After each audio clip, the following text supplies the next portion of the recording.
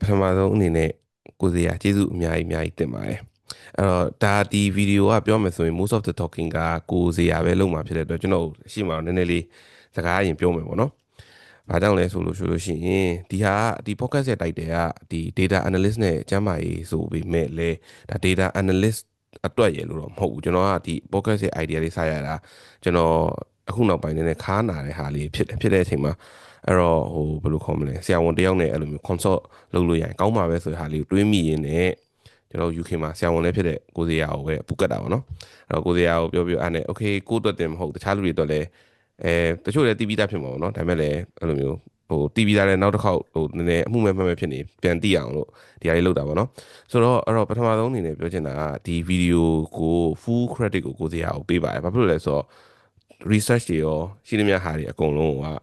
ကျွန်တော်ကမေကွန်းလေးတွေပဲတည်ထားပြီးတော့ကျန်တာကကိုစရာပဲလောက်တာဖြစ်တဲ့အတွက်ကိုစရာ full credit ပေးပါတယ်ဒါကတော့ပထမဆုံးပါနောက်တစ်ခုကတော့ကျွန်တော်အခုဆိုရင်ဒါမနက်ဟိုပါပေါ့နော်ဘယ်လောက်လဲအခုဆိုရင်9နာရီအခုဆိုမနက်9နာရီမြင်ရတာမသိဘူး9နာရီဆိုတော့မနက်9နာရီတကယ်တော့6နာရီခွဲစမှာပေါ့နော်ကျွန်တော်ဘက်ကလည်းနည်းနည်းလေးနောက်ကျသွားအဲ့အတွက်လည်းတောင်းပန်ပါတယ်ဆိုတော့ yes ကိုစရာ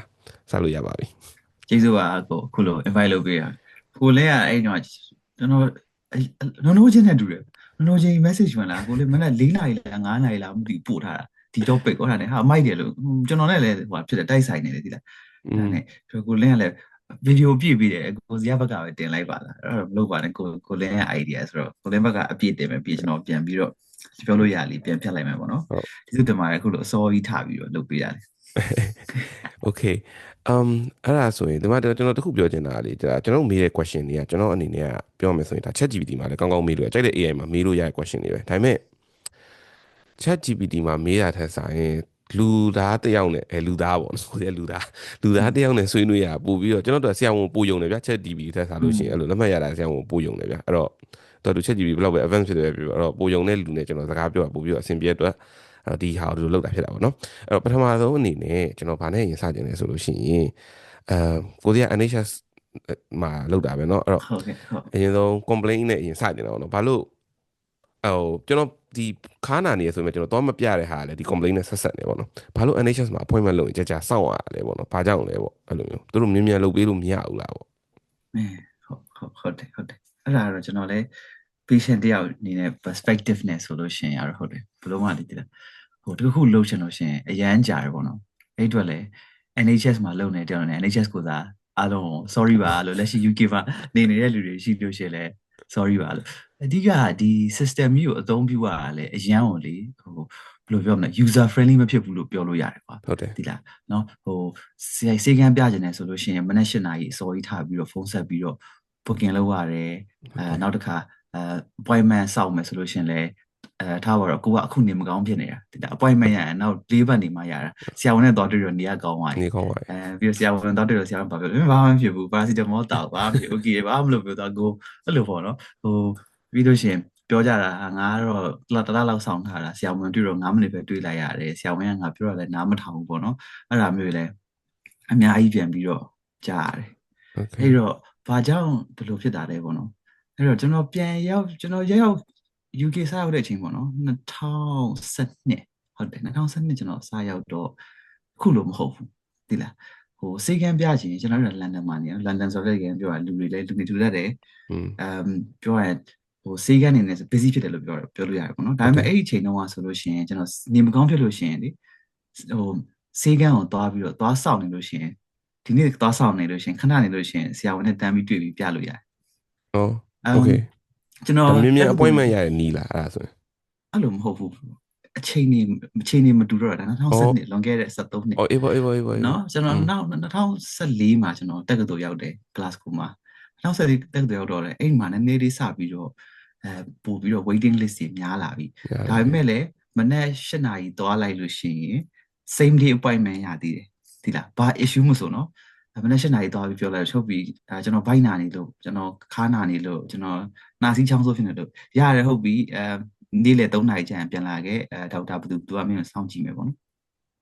ဒါပေမဲ့အခုကျတော့အဲ့လိုကမလွယ်တော့ဘူးပေါ့နော်အဲ့လိုရဖို့ကတော်တော်လေးကိုမလွယ်တော့ဘူးအဲ့တော့ကိုလင်းကျွန်တော်မိတာဘာကြောင့်လဲပေါ့နော်ဘာကြောင့်လို့စောင့်ရလဲဆိုအဓိကတော့ supply နဲ့ demand issue ပဲ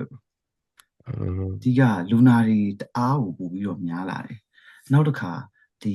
NHS မှာလည်းဆရာဝန်ကပြောရလို့ရှိရင်ဆရာဝန်တွေပို့ပြီးနည်းလာတယ်လို့ပြောလို့ရတယ်အခုလက်ရှိမှာတော့ဆရာဝန်တွေအလုံးမရကြဘူးဘာညာအဲ့လိုမျိုးတွေကလည်းတောက်လျှောက်ကြားနေရတယ်ပေါ့နော်ဒါပေမဲ့ဆရာဝန်တွေဘာကြောင့်နည်းလာလဲဆိုတော့အဓိက burn out ဘာညာနဲ့နောက်ဒီ working condition payment တွေအနေနဲ့ဆရာဝန်တွေကပြောရရင်တော်တော်များ full time မလုပ်ကြတော့ဘူးပြီးတော့ဒီ UK train နေရတယ် UK ကသိပြီးတော့တခြားနိုင်ငံနဲ့ရှင် payment တွေမကောင်းဘူးဘာညာအကြောင်းက Aussie သွားကြတယ် New Zealand သွားကြတယ် Canada သွားကြတယ် US သွားကြတယ်တချို့ဆိုလည်းဒီ medicine မလုပ်တော့တခြားဟာလုပ်ကြရပါတော့ဘရိုခု Instagram TikTok မှာတွေ့လိမ့်မယ်ဒီ UK ကဆရာဝန်တွေလည်းမြန်မာပြည်ကဆရာဝန်တွေလိုပဲအကုန်လုံး influencer တွေလုပ်ကုန်ဟုတ်တယ်နော်ဟုတ်တယ်အဲ့လိုတွေပေါ့နောက်တစ်ခုကကျွန်တော် healthcare တော်တော်လေးကို complex ပို့ဖြစ်လာတယ်နောက်ပိုင်းမှာပြောရလို့ရှိရင်ကျွန်တော်ဒီ aging population ပေါ့နော်ဒီတကြီးရွယ်အိုတွေပို့ပြီးတော့များလာတယ်တကြီးရွယ်အိုတွေများလာတဲ့မြတ်ကျွန်တော်တို့ဒီနေ့စဉ်ကြည့်ရတဲ့ patient တွေရဲ့ complexity ကပို့ပြီးတော့ရှုပ်လာတယ်နောက်တစ်ခါ mental health ပေါ့နော်အခုဆိုလို့ရှိရင်လူတော်တော်များများ anxiety depression နောက်ကလေးတွေဆိုလို့ရှိရင်နောက်ပိုင်းဒီ ADHD autism အဲ့လို case တွေပေါ့နောက်တစ်ခုက addiction ပေါ့နော်ဒီဆေးတွေမူရဆေး addiction case တွေရှိတယ်နောက်တစ်ခုကကျွန်တော်တို့ဒီ NHS မှာတော်တော် burden ထပ်ပြီးတွေ့ရတာ social issues တွေပေါ့နော် UK ကပြောရလို့ရှိရင်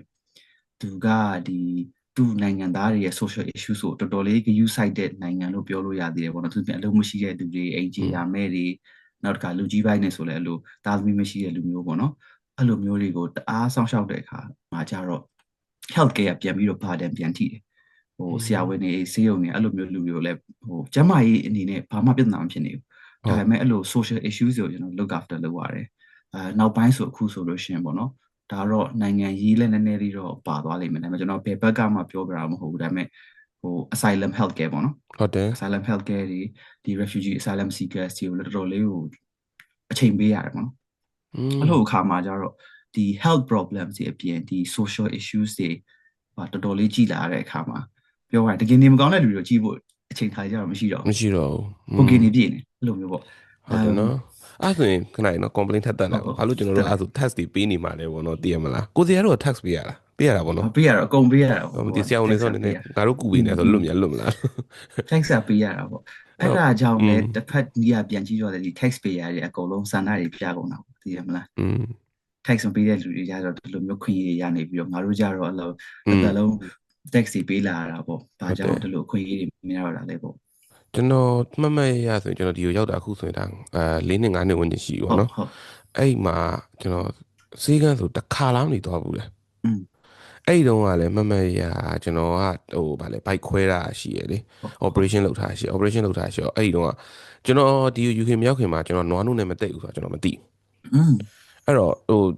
ကိုကိုအကုန်တဲ့တယ်ပဲထင်တာပေါ့နော်မြန်မာနိုင်ငံမှာနွားနုတောက်ဖူးပါတယ်အဲ့တော့ကိုကိုအဲ့လိုတဲ့တယ်ပဲထင်တာဗျာအဲ့ဒါနဲ့ရုံးမှာအဲ့လိုဗာလေဒီနွားနုဘူးလေးနဲ့လာတည်မလားအဲ့လိုမျိုးအဲ့တော့ coffee ဖြော်တယ်ဖြော်ပြီးရင်တို့ကနွားနုရောရတယ်လေကျွန်တော်တို့တိုင်လိုက်လောက်တာပေါ့နော်အဲ့တော့ကျွန်တော်ဘိုက်အောင်လို့အဲ့အစားတော့လေကျွန်တော်အစားဘယ်လိုခေါ်မလဲဘိုက်ကတင်းနေလို့ဘာခေါ်လဲဘိုက်စာလို့ဘိုက်အောင်နေချင်တာโอเคအဲ့တော့အစားတော့လည်းမရအောင်အဲ့ဒါမရရောနောက်တော့ဖြည်းဖြည်းချင်းတိလာနွားနုများမတန့်လို့လားပေါ့နော်အဲ့နွားနုရဲ့ expire date ကြည့်တော့လည်းမဟုတ်ရုံးကလူတွေကရုံးကလည်းနွားနုကသိရမလားသူက fresh ကဖြစ်ပြီးသားဗျအဲ့တော့နောက်တော့အဲ့ဘိုက်အောင်နေဆိုတော့ရုံးကတယောက်ကအကြံပေးတယ်ဖြစ်ရင်နေရတဲ့ဗာလဲ lactose intolerance လာတဲ့အဲ့မနိုင်ပြောအဲ့စကလုံးကကြားဘူးတယ်ဒါပေမဲ့ဘာလို့ဆိုလို့မသိလားကျွန်တော်ပုံမှန်လေးပြောကျွန်တော်ရဲ့ဘူးလူသားအားနေမှုပေါ့နော်အဲ့နဲ့ဖြစ်ရင်ဒီမစားနဲ့ဒီဟာမစားနဲ့မလို့ဒီဟာမလို့အဲ့နဲ့နွားနုကိုလည်းကျွန်တော်အခုအဲ့နဲ့မတောက်ဘူးပေါ့ဒီတိုင်းblack coffee plain တောက်တဲ့အချိန်မှာဘာမှဖြစ်တော့ဒါပေမဲ့ okay ဒါပေမဲ့အဲ့ဒီဟာအဲ့လိုဖြစ်တဲ့အချိန်မှာဆရာဝန်တော့ပြတဲ့အချိန်မှာဘိုက်အောင်တာပြောင်းနေပြီဗျာသိလားအဲ့လိုမျိုး၄ဘက်လားမသိအဲ့လောက်ဆောင်းကိုတွေကပြောလို့၄ဘက်၅ဘက်အဲ့လိုမျိုးအဲ့တော့သူကဘာပြောလဲဆိုတော့ရုံးနဲ့အိမ်နဲ့ဝေးလာတဲ့အဲ့မဝေးဘူးပေါ့နော်အဲ့လိုမိနစ်30လောက်လမ်းလျှောက်ရအဲ့ဆိုရုံးကိုလမ်းလျှောက်သွားတယ်နည်း exercise လို့သူတို့ exercise ဒီမှာလေဆေးထက်လေကျွန်တော်မြန်မာနိုင်ငံနဲ့မတူတာဆေးပေးလိုက်တာထက်ကိုယ့်ရဲ့ lifestyle ကို change လိုက်တာပုံများရလို့ကျွန်တော်ခံစားရတယ်အဲ့လိုမျိုးတယောက်နဲ့တယောက်တူလားမတူလားမသိဘူးပေါ့နော်ဒါကျွန်တော်ခံစားရတဲ့ဟာကိုပြပေါ့နော်အဲ့လိုမျိုးအဲ့တော့အဲ့တစ်ခေါက်ပဲသွားတယ်နောက်တော့မသွားတော့ဆိုတော့ဘာဖြစ်လို့ဆိုတော့ငါလှုပ်လဲငါပျောက်တော့မှဖြစ်တာဆိုတော့လေအဲ့တော့စေကမသွားတော့ဘူးပေါ့နော်အဲ့လိုမျိုးဖြစ်သွားဟုတ် အဲ့ဒါလေကျွန်တော်ဟိုပေါ့နော်လူတွေကလည်း appointment မရတာ appointment စောင့်ရတာ ਨੇ ဒီဆရာဝန်ဆေးကန်းဆေးရုံသွားရတော့နည်းနည်းလေးဟိုဘယ်လိုပြောရမလဲ allergic ဖြစ်သွားတယ်ပဲပြောရမလားဒါပေမဲ့တကယ်တမ်းကတော့လေသူကဆေးကန်းသွားခြင်းနေဆိုလို့ရှိရင်တော့ appointment အမြန်ရတဲ့နည်းတွေရှိတယ်โอเคနီးဆိုတာဟို trick tips and tricks ဆိုပြောတာမဟုတ်ဘူးဒါပေမဲ့ तू ကလည်းကျွန်တော်တို့ဒီဆေးကန်းမှာဆိုလို့ရှိရင် तू နေတိုင်းဆရာဝန်တယောက်ကဘယ်လိုလဲဆိုတော့ triage လုပ်တယ်ဆိုတာရှိတယ်โอเคဘယ်လိုပြော model bigel လို့ပေါ့နော်ကျွန်တော်တို့ booking သွားတင်လို့ရှိရင်ဒီလူနာကသူက same day ပေါ့နော်ဒီနေ့မနေ့လာ book လေဒီနေ့ကြည့်ရမယ်ဆိုတော့လူနာသူကတီးသန့်ကျွန်တော်တို့ slot တွေရှိလို့ရှိတယ်အဲ့ free slot တွေရှိတယ်အဲ့တော့အကိုရဲ့ problem ကအဲ့လိုဒီနေ့ကြည့်ကိုကြည့်ရမယ်ဆိုတဲ့ဟာဆိုရင်သူကဒီနေ့ကို book ကိုပို့ပေးတယ်မဟုတ်လို့သူက24 hours slot ဆိုတာရှိတယ်ဒီနေ့လာ book လို့ရှိရင်မနေ့ပြန်ကြည့်ပေးတယ်ပေါ့နော်အဲ့တော့ကိုဖြစ်တဲ့ problem ပေါ်မူတည်တယ်ဒါပေမဲ့အဓိကပြဿနာကဟို GP တော်များများဆိုတော့မနေ့8နာရီအစောကြီးထားပြီးဖုန်းခေါ်ခိုင်းတယ်မင်းကိုကမနေ့9:59ထားပြီးဖုန်းခေါ်ရင်တော့မှ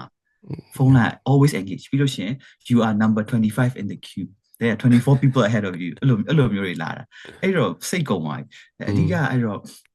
အစင်ပြပြနဲ့ book ချင်လို့ရှိရင် NHS application လေဖုန်းမှာဟုတ်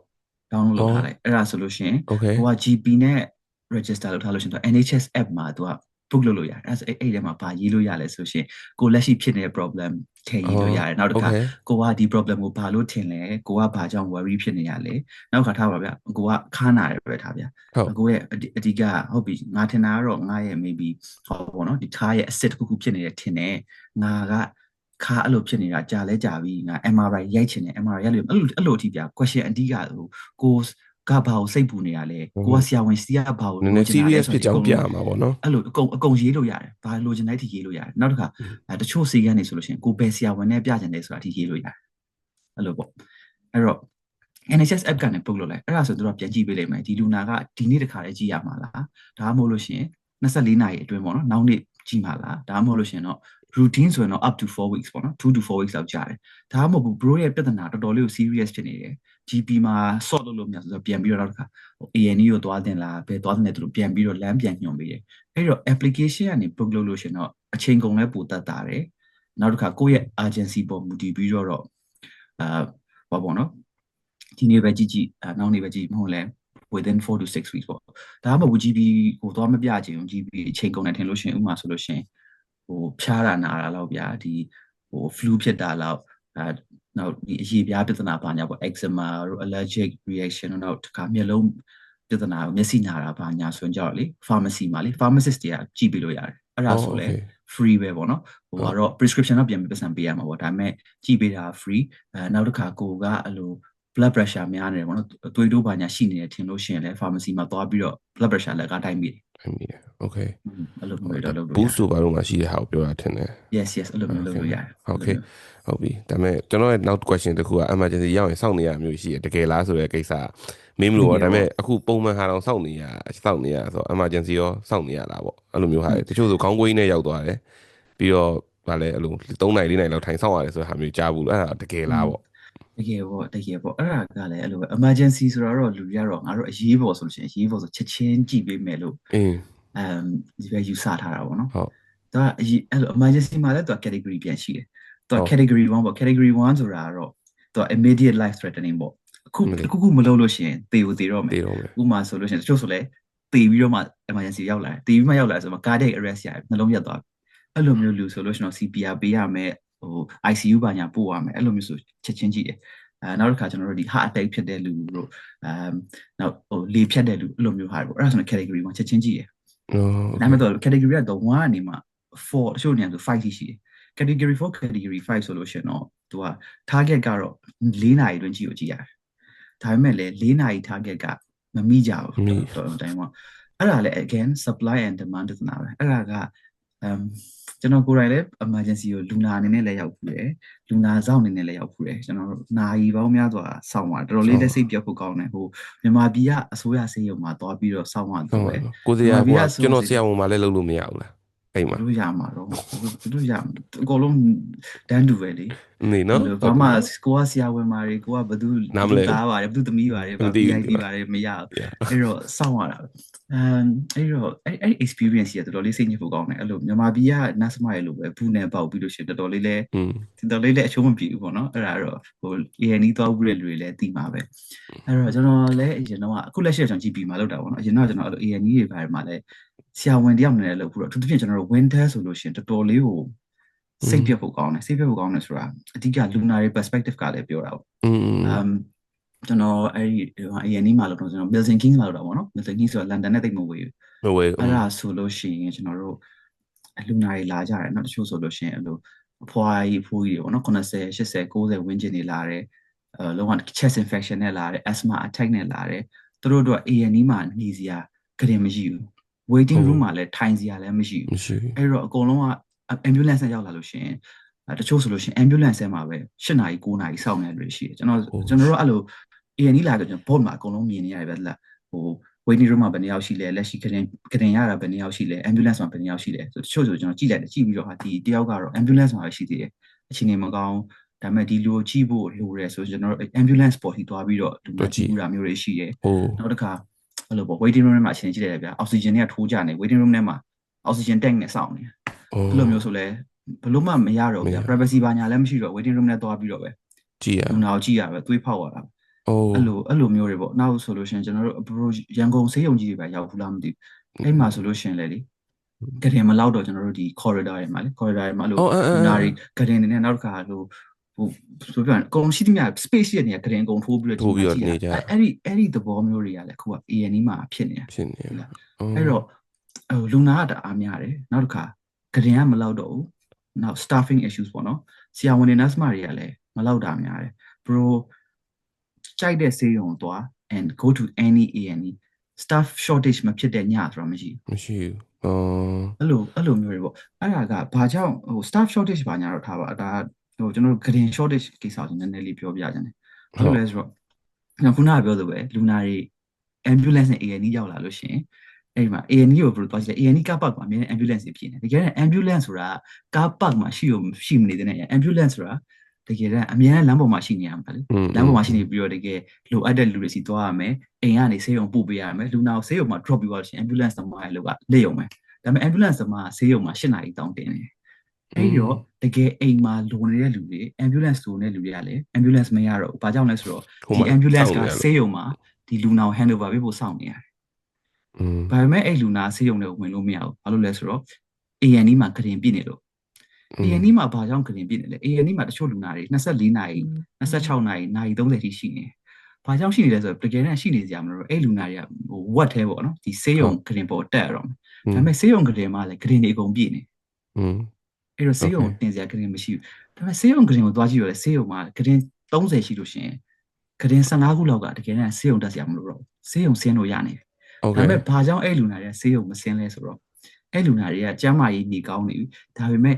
အဲ့လူတွေထားပါတော့အသက်80အန်ကယ်တယောက်ရှိမယ်အဲ့အန်ကယ်ကလုံးဝနေကောင်းနေပြီဒါပေမဲ့ तू အိမ်ပြန်လို့ရှိရင်အိမ်မှာသူ့ကိုကူညီဆောင်ရှောက်မဲ့တာသမီးမရှိဘူးနောက်တစ်ခါ तू ကအသက်80ဖြစ်တယ်လမ်းကောင်းမလျှောက်နိုင်ဘူးအိမ်လုံးမလုပ်နိုင်ဘူးဆိုတော့သူ့ကို care ပေးဖို့လူတယောက်လိုရတယ်အဲ့ဒီ carer မရှိဘူး carer ရှိရင်တော့ carer ပေးဖို့ funding မရသေးဘူးအဲ့ဒါနဲ့အဲ့လို social issues တွေနဲ့ကလေးတွေပြည့်နေလို့ရှိရင်ကိုစီရဲတို့လည်း overwhelm ဖြစ်မှာပဲเนาะအဲ့လိုမျိုးသွန်းလာလို့ပုတ်တွေမှာဘယ်နှစ်ယောက်စောင့်နေပါမှာဘယ်နှစ်ယောက်စောင့်အဲ့ဒါမြင်ရရင်เนาะကိုကဘယ်ပြေးလို့ပြေးရမှသိမှာမဟုတ်ဘူးအဲ့လိုဖြစ်မှာပဲเนาะဟုတ်တယ်တချို့နေ့တွေဆိုရင်တော့အဲ့လိုမျိုးပေါ့เนาะဒီ list ကြီးကရှည်လာတာကိုကြည့်ပြီးတော့ဟာငါဘာလို့မှမရအောင်မသိဘူးဒါပေမဲ့ကြာလာတော့လေဘယ်လိုပြောရမလဲဒီ trauma တွေအကျဉ်းသားရပြီးတော့ normalize ဖြစ်သွားတာပဲအရာဒါပေမဲ့ personality ပေါ်မူတရားဝင်တချို့ကြောက်လေအဲ့လိုမြင်ရအရန်ကိုanxious ဖြစ်တယ် worry ဖြစ်တယ်ဒါပေမဲ့လေဒါတွေကဒီ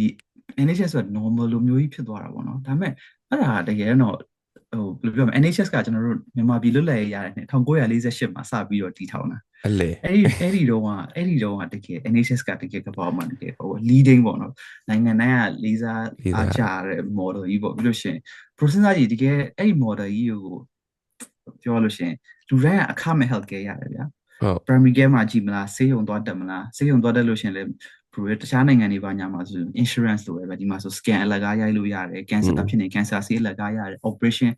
free ရတယ်အကုန်လုံးကဘာမှ pro စိတ်ပူကြအောင်မလိုဘူးကွာသိလားရဲပြော it's amazing ဒါပေမဲ့ supply and demand မမျှတော့ဘူးbudget ကလည်းမရှိတော့တဲ့အခါမှာကျတော့ဒီ system ကြီးက fail ဖြစ်လာတာပေါ့နော်ဟုတ်တယ်အဲ့တော့ဒီမှာလည်း one day ဖို့တော့ကောင်းပါတယ်ဟုတ်တယ်လို့ဖြစ်လာတယ်ဒီမှာကျွန်တော်က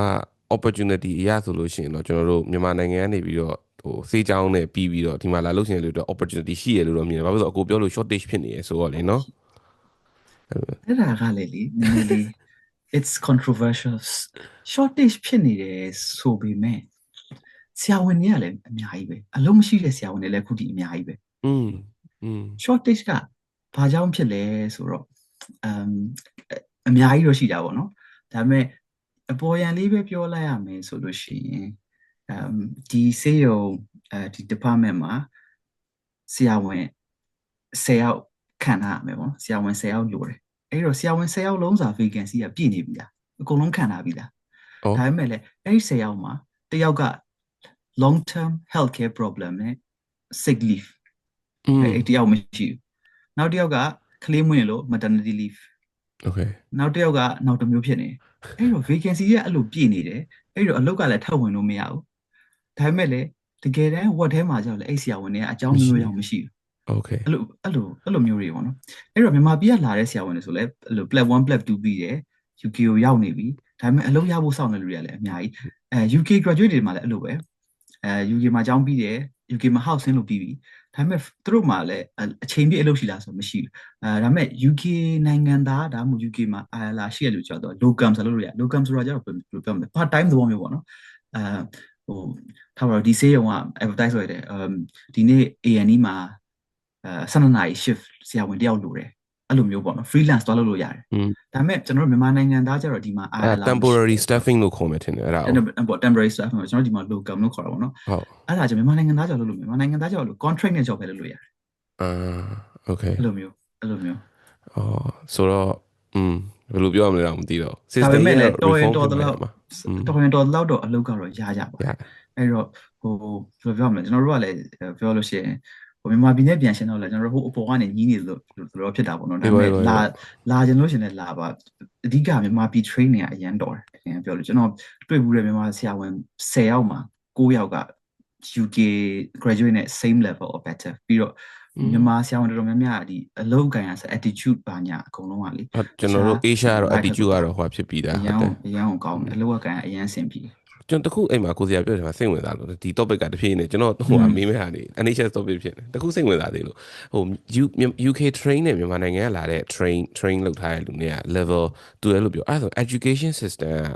ကမကွာဘူးလို့ပြောချင်တယ်တပုံမျိုးလားကိုစီရအဲ့လိုမျိုးလားကျွန်တော်နားလဲရမှားမှာဆိုလို့အဲ့ဒါကျတော့ကျွန်တော်မြန်မာပြည်မှာစေးကြောင်းမတက်ဘူးခဲ့တယ်ကျွန်တော်အဲ့ဒါကို I cannot comment ဒါပေမဲ့ကျွန်တော်တွေ့ဘူးတယ်မှာအရန်တော်တယ်ဒါပေမဲ့လည်း sample size ကတော့သေးတာပေါ့နော်ဘာလို့ဆိုတော့ UK ကိုရောက်လာပြီဆိုတော့လည်းမြန်မာပြည်မှာလည်းတော်တော်လေးတော်လို့ဒီဘက်ထီကိုခြေဆန့်လာတာပေါ့နော်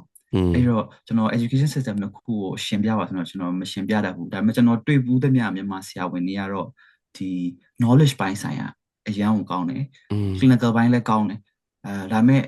ကျွန်တော်မြန်မာတွေပို့ပြီးတော့ကောင်းလို့ရတာကတော့ communication ပိုင်းကတော့ဟိုဘာသာစကားကြောင့်လည်းပါလိမ့်မယ်နောက်တစ်ခုကကျွန်တော်မြန်မာဆရာဝန်တွေကတော်တော်လေးတော်တယ်ဒါပေမဲ့ကျွန်တော်တို့မြန်မာလူမျိုးကဟိုကျိုးနုံလို့ပဲလားတော့မသိဘူးအဖြူကောင်းတွေအဖြူတွေတခြားနိုင်ငံတွေနဲ့ရှင်လိုက်မယ်ဆိုလို့ရှင်ကျွန်တော်တို့က confidence တိတ်မရှိဘူးလို့ထင်ရတယ်ဒီကပြီးတဲ့လူတွေကြတော့အခုမှဆရာဝန်ဖြစ်တယ်နော်ဒါပေမဲ့ဟိန်းနဲ့ဟန်နဲ့အထားနဲ့ပြောရင်တော့ဖြောက်နေတာပဲမင်းတို့ပြောတာသူတို့ရဲ့လည်းပြောနေတို့ရဲ့လုံးနေမှာဒါပေမဲ့သူ့ဟာသူတော့ very confident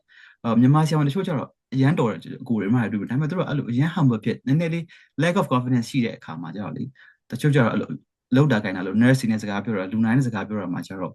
ဟိုနည်းနည်း trust ပေါ့နော် trust သိမရှိကြဘူးဒါပေမဲ့အဲ့သူတို့ရဲ့ clinical ဘိုင်းကိုအကုန်လုံး knowledge ပိုင်းအရန်ကောင်းတယ် just confidence ပဲဟုတ်တယ်နော်ဟုတ်တယ်အဲ့ဒါလည်းကျွန်တော်ဟိုဟာဒါလည်းဟိုဒီဟိုမဟုတ်ပါဘူးကျွန်တော်ရဲ့အလုပ်မှာလည်းအဲ့ဒီကိစ္စဟိုတကယ်ဟိုရှိကျွန်တော်ဒီ company ကိုရောက်တဲ့အချိန်မှာဟိုပြောမယ်ဆို Asia ကိုတယောက်တည်းဆိုတော့အဲ့ confidence ကိုတော်တော်ပြန်ဆောက်ရတယ်ဘာဖြစ်လို့လဲဆိုတော့လေအဲ့လိုကိုကတွေ့တဲ့ data တွေကိုက presentation လုပ်ရတယ်ဗျာ presentation လုပ်ရတော့ကိုယ်စိတ်ထဲမှာလေငါဘာကောင်မို့လို့ဒီလူတွေကငါပြောတာကိုယုံရမှာလဲဆိုတော့အဲ့ ဟိုပါပေါ့နော် confidence ပျောက်နေတာပေါ့နော် ဟုတ် အဲ့တော့အဲ့ဒီဟာကို manager train မိတာကျွန်တော် manager အဲ့တခုကောင်းတယ်အဲ့လိုမျိုးမဟုတ်ဘူးမင်းကဒီမှာဟိုအဖြစ်ဆုံးပဲမင်းပြောတာကိုသူတို့ယုံရမယ်မင်းအမှားကြီးပြောနေလဲယုံရမယ်ဒါပေမဲ့မင်းမောက်အောင်တော့ပြောလို့တော့မရဘူးပေါ့နော် ဟုတ် သူအဲ့လိုပြန် train မိတာပေါ့နော်အဲ့ confidence ဟို momentum ဖြစ်သွားတဲ့အခါကျတော့နောက်ကလူတွေက trust ကနေနောက်ကယုံကြည်မှုကလိုက်လာပါပေါ့နော်အဲ့လိုမျိုးအဲ့တော့ဟုတ်တယ် confidence ဒီလိုနိုင်ငံမှာကိုယ့်ကိုယ်လေးနည်းနည်းဟိုဖြစ်ဖို့တော့လိုတယ်ဟုတ်တယ် ဟုတ်တယ် ဟုတ် okay ကျွန်တော်တို့ရဲ့တကယ် main topic ကိုစအောင်အဲ့တော့ပထမဆုံး question ကsitting is new smoking ဆိုပြီးတော့ပြောထားတာတွေ့ရပေါ့နော်ဒါလည်းကျွန်တော်ပြောမယ်ဆို check ကြည့်ပြီးတော့ပေါ့မှာရှာကြည့်နေတယ်ပေါ့နော်ကိုယ်စရာကိုပြောမယ်ဆိုရင်တော့အဲ့တော့အဲ့ဒါစေးပညာအရာဘယ်လို translate လုပ်လို့ရလဲပေါ့နော်ဟုတ်အဲ့ဒါကြီးကျွန်တော် clip bait လို့ထည့်တယ်အဲ့ဒီဟာကြီး setting is use smoking နဲ့ clip bait တော့ဆန်တယ်မဟုတ်ဘူးဒါပေမဲ့လေအဲ့ဒါဘာလို့အဲ့လိုပြောတာလဲဆိုတော့ကျွန်တော်အဲ့လိုကိုပြောတာကျွန်တော်လည်းစိတ်ဝင်ကျွန်တော်လိုက်ရှာမိတယ်အဲ့တော့ sitting ကြောင့်အဲ့လိုပေါ့နော်အထိုင်များလို့ရှင် risk တွေဘာ risk တွေများလဲပေါ့နော်အထိုင်များလို့ရှင်ဥပမာဆိုလို့ရှင်ကျွန်တော်တို့ဒီ cardiovascular နှလုံးနဲ့ပတ်သက်တဲ့ပြဿနာတွေပို့ပြီးတော့များနိုင်တယ်နောက်တစ်ခါတချို့ cancer တွေကအထိုင်များရလို့ပေါ့နော်အဓိကဟို sedentary lifestyle လို့ခေါ်တာပေါ့နော်မလုံမရှာထိုင်မဲထိုင်နေတယ်အိပ်ပဲအိပ်နေတယ်အဲ့လိုမျိုးလူတွေမှာတချို့ cancer တွေပိုများတာတွေ့ရတယ်နောက်တစ်ခါပြောတဲ့ဒီခါနာတာတို့ဒူးနာတာတို့ခြေထောက်နာတာတို့နောက်ခါထိုင်များလို့ရှင်ထိုင်နေတာနဲ့ကိုယ့်ရဲ့ muscle mass ကလေအသုံးမများတော့ကျတယ်လေနောက်တစ်ခုကဒီ mental health physical health ပြောလို့ရှိရင်တော့အဲ့လိုမျိုး list လုပ်ချလိုက်ရင်တော့ပြဿနာတွေကအများကြီးပဲဟောအဲ့တော့ smoking ကလည်း cancer ဖြစ်တာပဲ smoking ကလည်း heart disease ဖြစ်တာပဲ smoking ကြောင့်လည်း mental health လည်းထိတာပဲ smoking ကြောင့် physical health ကိုထိတာပဲအဲ့တော့ sitting နဲ့ smoking က risk တွေတူနေတယ်အဲ့လိုမျိုးတော့ပြောလို့ရတာပေါ့နည်းနည်းဟိုကြီးကြအောင်လုပ်လိုက်တဲ့သဘောဖြစ်သွားတော့စိုက်စားတိုင်းဟို simplify လုပ်လိုက်တယ်လို့ပဲဖြစ်သွားတာပေါ့ဒါပေမဲ့ဟိုကျွန်တော်တို့အခုခေတ်အခြေအနေအရဟိုအလုပ်တော်တော်များများကထိုင်ပြီးတော့လုပ်နေရတာပဲလေဟုတ်တယ်မလားဒါပေမဲ့ sitting ဘယ်လောက်လုပ်နေအဲ့ဒီ sit လုပ်နေတဲ့အချိန်ရဲ့ဂျားထဲမှာပြန်ပြီးတော့ activity ပြန်လုပ်မယ်အလုပ်ပြီးသွားတဲ့အခါမှာလည်းဟိုလေ့ကျင့်ခန်းပြန်လုပ်မယ်အားကစားလုပ်မယ်နောက်တစ်ခါကိုဒီအစားအသောက်အနေထိုင်နောက်ဒီ sit လုပ်တဲ့အခါမှာလည်းဟိုကိုဘယ်လိုထိုင်လဲဟိုကိုလည်းနောက်ခဏနဲ့ထပ်ပြီးတော့မေးမှာပဲလေဒီ workspace environment ဘယ်လိုရှိတယ်အဲ့ဒါတွေပေါ်မူတည်ပြီးတော့ဒီ risk factor တွေကိုပြန်ပြီးတော့ reduce ပြန်လုပ်လို့ရတယ်ဗျာအဓိကသူတို့ပြောလိုက်တာတော့ဟုတ်တယ်တစ်ချိန်လုံးထိုင်တစ်ချိန်လုံးအိပ်ဘာမှမလုပ်မရှက်ရှင်တော့ဒီယောဂတွေပို့ပြီးတော့တိုးလာနိုင်မှာပေါ့နော်ဒါပေမဲ့ sitting နဲ့ smoking ကိုအဲ့လိုမျိုးဒန်းတူ level ပေးတာတော့ကျွန်တော်ကတော့သဘောမကျဘူးဘာလို့လဲဆိုတော့ဟို smoking ကြောင့်ကျွန်တော်အခုပြောလို့ကျွန်တော် data ကျွန်တော်သွားကြည့်လိုက်တယ် yearly ပေါ့နော် smoking ကြောင့်ပေးတဲ့လူကတစ်နှစ်မှာ7 million ရှိတယ်ဟုတ် smoking ဘာလို့လဲဆိုတော့ကျွန်တော်တို့စေးကြောင်းမှာဆိုလို့ရှင်ဗျာစာတင်လို့ရှင်စောင်းမွဲဖြေလို့ရှင်ဥမာထားပါတော့ဟို bro စာမွေးမှာမေးမယ်ဗျာဟို list some risk factors for heart attack တွေ risk factor တွေ list လို့နောက်ယောဂတခုတွေ risk factor တွေ list လို့ risk factor ကို risk factor အလွတ်မရလို့ရှင် smoking သာခြားရည်လေ smoking is one of them အများနဲ့ဘယ်ယောဂမှာမဆို smoking လုံးဝ risk မမ factor ဘူးပါဘယ်တော့မှမမအောင် smoking ဒါပေမဲ့တချို့ယူစိတ်ဝင်စားဖို့ကောင်းတဲ့ယောဂတွေရှိတယ်အဲ့လိုကျွန်တော်တို့ဒီဟိုပါပေါ့နော် inflammatory bowel disease ကိုခေါ်တယ်အဲ့ဒီမှာ ulcerative colitis ဆိုတာကျွန်တော်တို့ဒီ colon ပေါ့ဒီဥမာကြီးမှာအနာတွေဖြစ်တဲ့ယောဂအဲ့ဒီယောဂဆိုတော့ဆေးလေးတောက်တဲ့လူတွေက risk ပိုနေတယ်အဲ့လိုမျိုးတချို့ exception လေးတွေရှိတယ် okay exception လေးတွေရှိတယ်ဆေးလေးအဲ့လိုဘာကြောင့်လဲတော့မသိဘူးဒါပေမဲ့ correlation ကဆေးလေးတောက်တဲ့လူတွေမှာအဲ့ဒီယောဂဖြစ်တာပိုနေတယ်ဒါပေမဲ့လည်းအဲ့ဒါကြောင့်ဆေးလေးတော့တော့မတောက်ဘူးဆိုဆေးလေးကြောင့်ယောဂတိုင်းအဲ့လိုဟိုဆေးပညာ dictionary ကိုလှန်ပြီးရင်တွေးတဲ့ယောဂတစ်ခုကိုကောက်ပြီးထောက်လိုက်အဲ့ဒီယောဂရဲ့ risk factor smoking ပါတယ်အဲ့တော့ sitting ကတော့ဟို smoking နဲ့တော့တန်းတူမဟုတ်ဘူးဒါပေမဲ့ sitting ကြီးပဲအရင်လုပ်နေလဲမကောင်းဘူးပေါ့လို့ပြောမှာ okay နောက်တစ်ခါကျလူတယောက်ကတနေ့ကိုအဲ့လိုမျိုးအဲ့ဆိုကိုစရာပြောလို့မျိုးဆိုကွာဟိုဒီ sitting မှာဟိုထိုင်နေလို့ပေါ့နော်ဟိုနည်းနည်းအဲ့လိုမျိုးဟိုချိနိုင်တဲ့ health problem တွေရှိတယ်ပေါ့နော်အဲ့တော့ပြောချင်တာအဲ့ဆိုတနေ့ကိုဘယ်လောက်ထိုင်ရမယ်လို့ဘယ်လိုလုပ်ရမလဲအဲ့လိုမျိုးဟာမျိုးတွေရောရှိလားသတ်မှတ်ချက်မျိုးတွေဟုတ်အဲ့လိုသတ်မှတ်ချက်ရှိလားဆိုတော့ again ဟိုမင်းကတော့တနေ့9နာရီပဲထိုင်ရမယ်လို့ပြောတော့ခုခေတ်ကြီးနဲ့သွားပြောလို့လည်းမရဘူး I think practical မဖြစ်ဘူးပေါ့နော်အဲ့တော့ practical ပဲဖြစ်အောင်ပဲပြောရမယ်ဆိုလို့ရှိရင်တော့ကျွန်တော်တို့လည်းအလုပ်မှာဆိုလို့ရှိရင်ထိုင်နေရတာများတာပဲလေအဲ့တော့အနည်းဆုံးနိုင်ဝက်တစ်ခါပေါ့နော်နိုင်ဝက်တစ်ခါလောက်တော့အနည်းဆုံး4-5မိနစ်လောက်တော့လမ်းထားလျှောက်တာမျိုးဒါမှမဟုတ်လို့ရှိရင်လည်းလေ့ကျင့်ခန်းလိုမျိုးပေါ့နော်ထိုင်ထားလုပ်တာမျိုးလှေကားတက်လိုက်တာမျိုးအဲ့လိုမျိုးတော့လုပ်တင်တယ်နောက်တစ်ခါအခုခေတ်ကတော့အကုန်လုံးကလည်း Apple Watch တို့ဒီ Fitbit တွေအကုန်လုံးဒီ Whoop တွေနောက် phone မှာလည်း steps tracker တွေရှိညာပဲ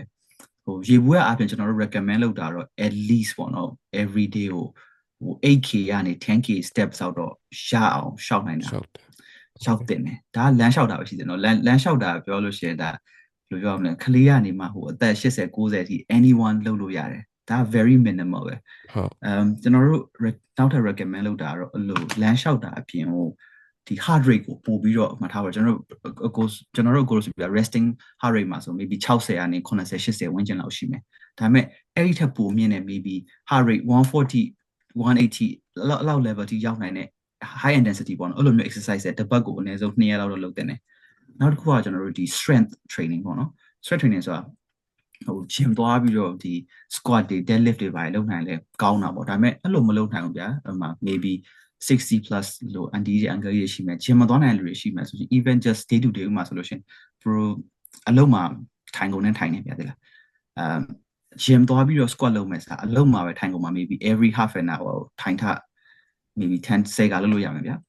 မဟုတ်ဘူးဆိုလို့ရှင်ဟိုဒီမှာဆိုလို့ရှင်ကျွန်တော်နွားတို့ဟိုဘူးတွေရှိရလေ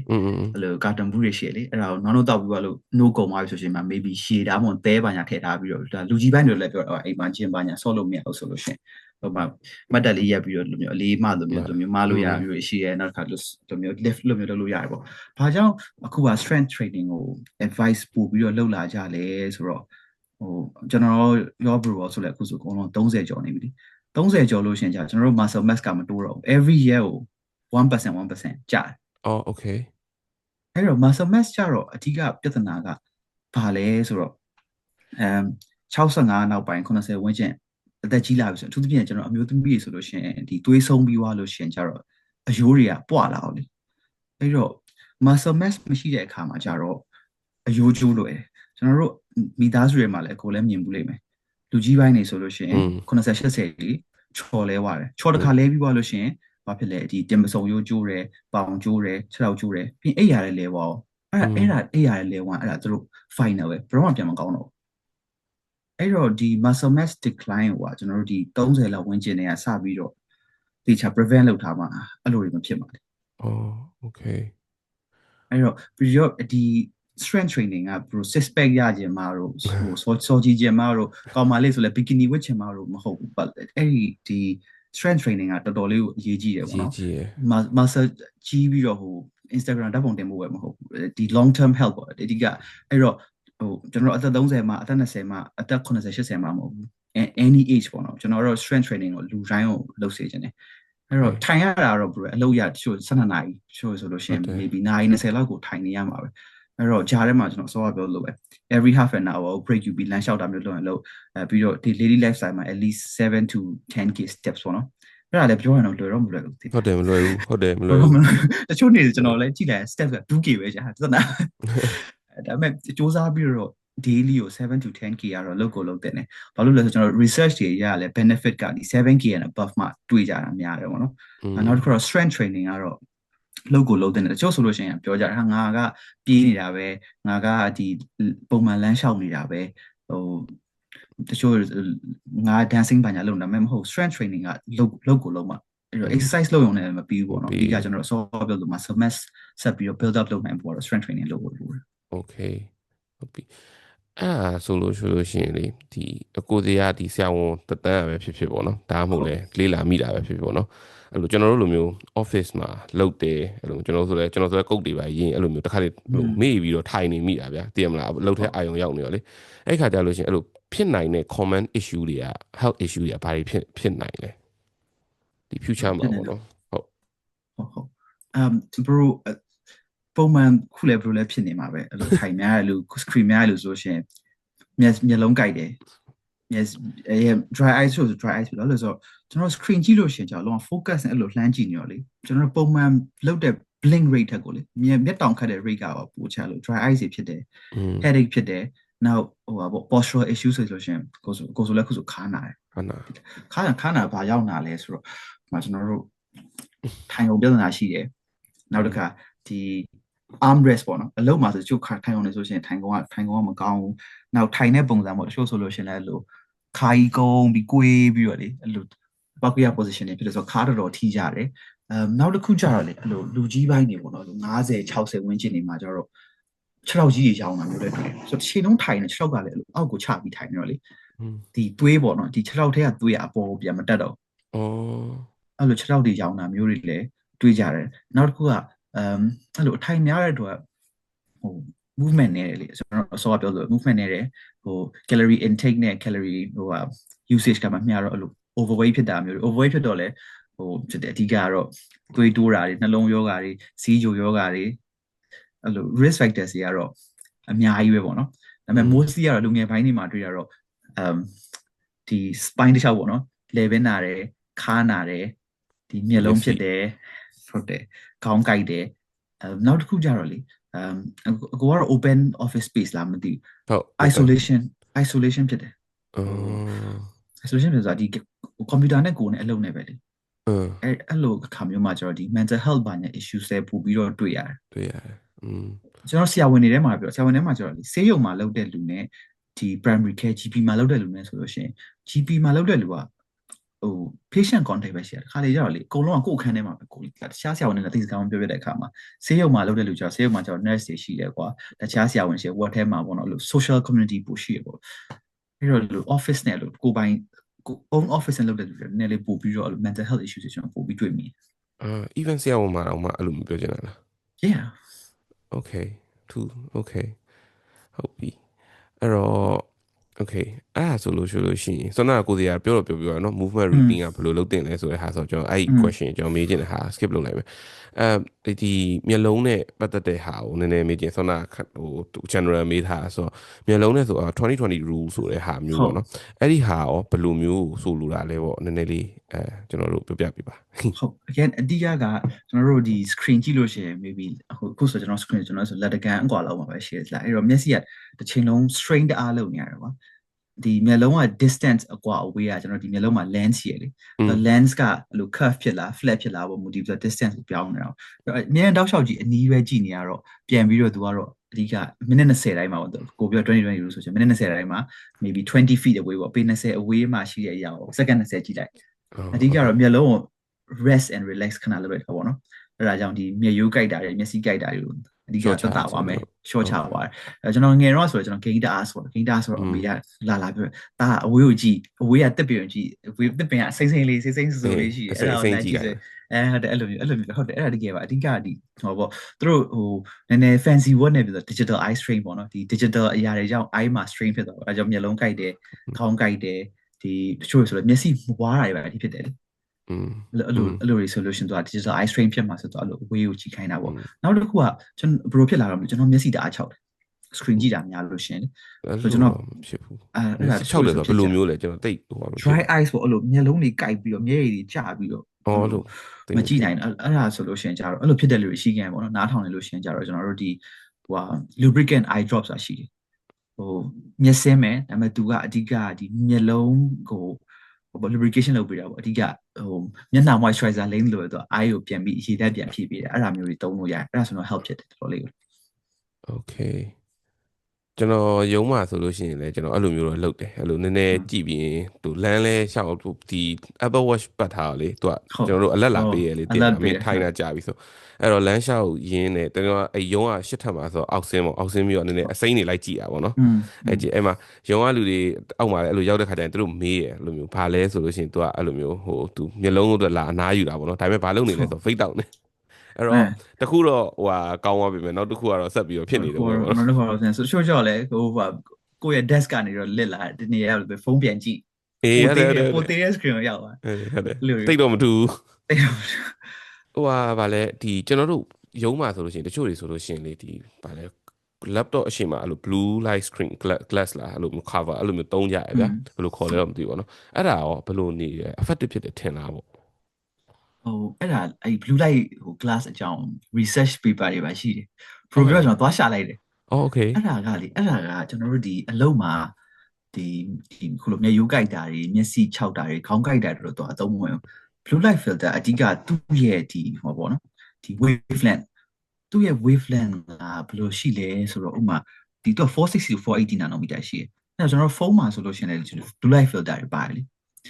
ဒီကောင်ကဘာလောက်တာလဲဆိုတော့ကျွန်တော်ဟို sleep wake ဆို melatonin ရှိရတယ်ညဘက်ဆို melatonin ဆိုတာထွက်ရတယ်လေအဲ့ဒါမှအိတ်လို့ရတယ်ဒီကောင်ရဲ့ wavelength ကသူ melatonin ထွက်တာကိုသွားပြီးတော့ရော့ကြတယ် အဲ့တော့ blue light ရဲ့အဓိက problem က bro ကိ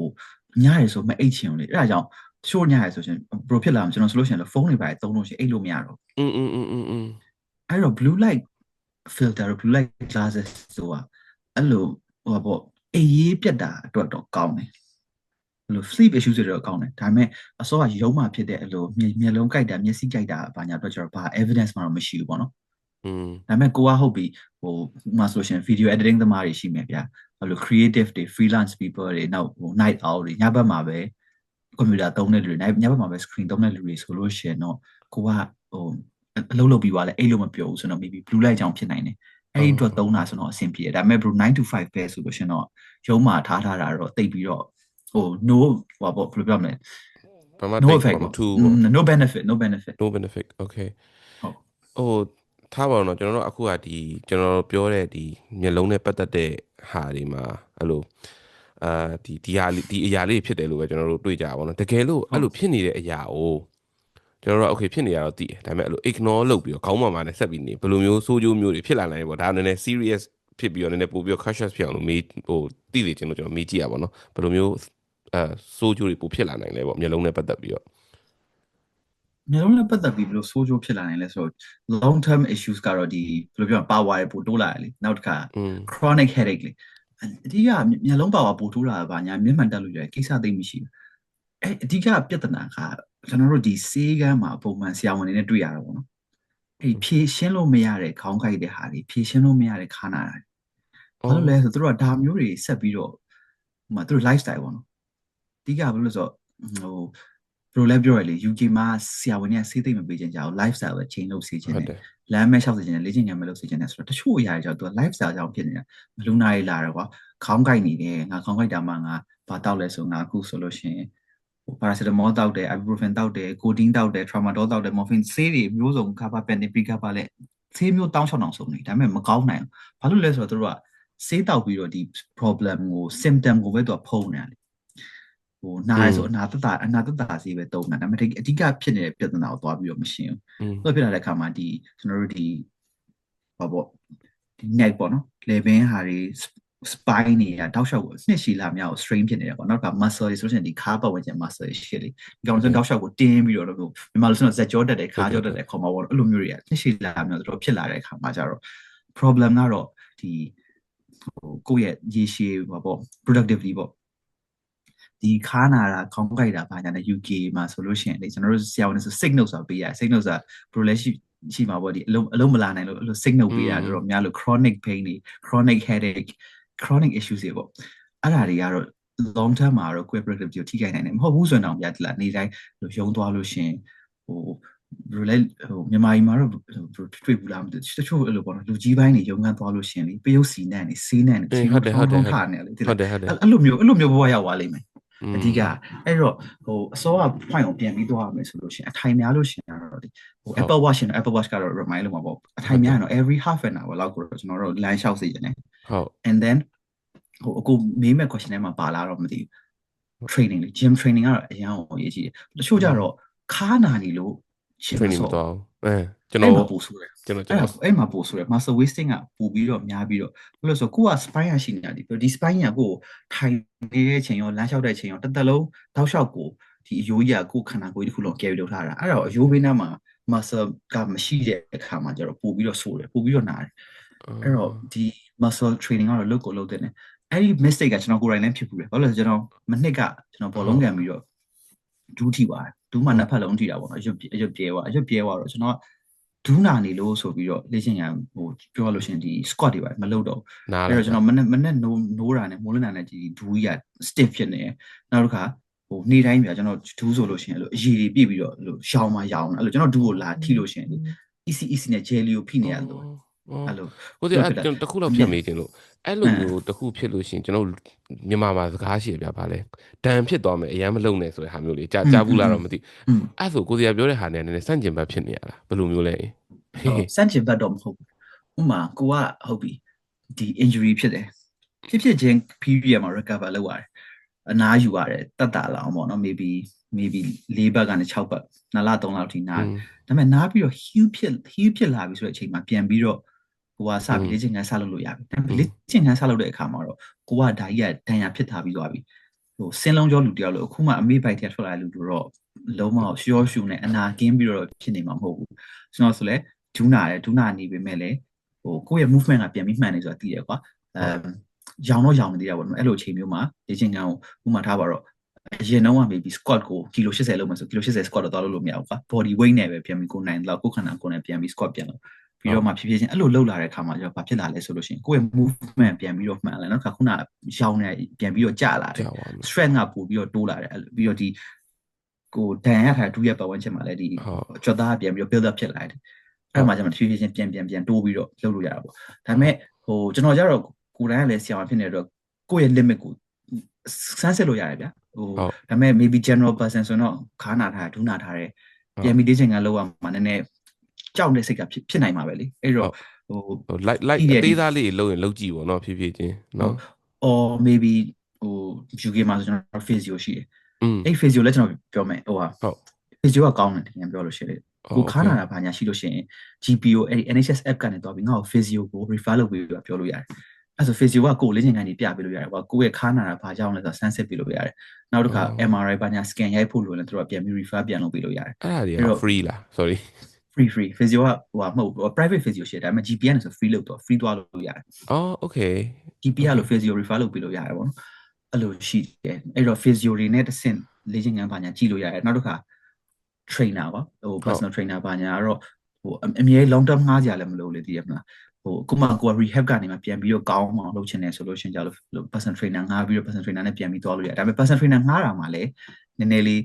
းဟိုက caveat လေးရှိရကွာဟို personal trainer တွေကိုဟို look down talk down လုပ်တာမဟုတ်ဆိုတော့တချို့ trainer ကျတော့ဒီ training ပဲနားလေတာအဲ့လို rehab တွေ recovery တွေဘာတွေအဲ့ဒါထပ်ပြီးတက်ရတာကွာ extra ထပ်ပြီး diploma တက်ရတော့အဲ့လိုမျိုးကိုကဒဏ်ရာရထားတဲ့ခါနာတာရှိတယ်လေ့ကျင့်ခန်းစလုပ်တော့မယ်လေ့ကျင့်ခန်းပြန်လုပ်တော့မယ်ဆိုတော့အဲ့လိုမျိုး rehab ကိုနားလေတဲ့ trainer နဲ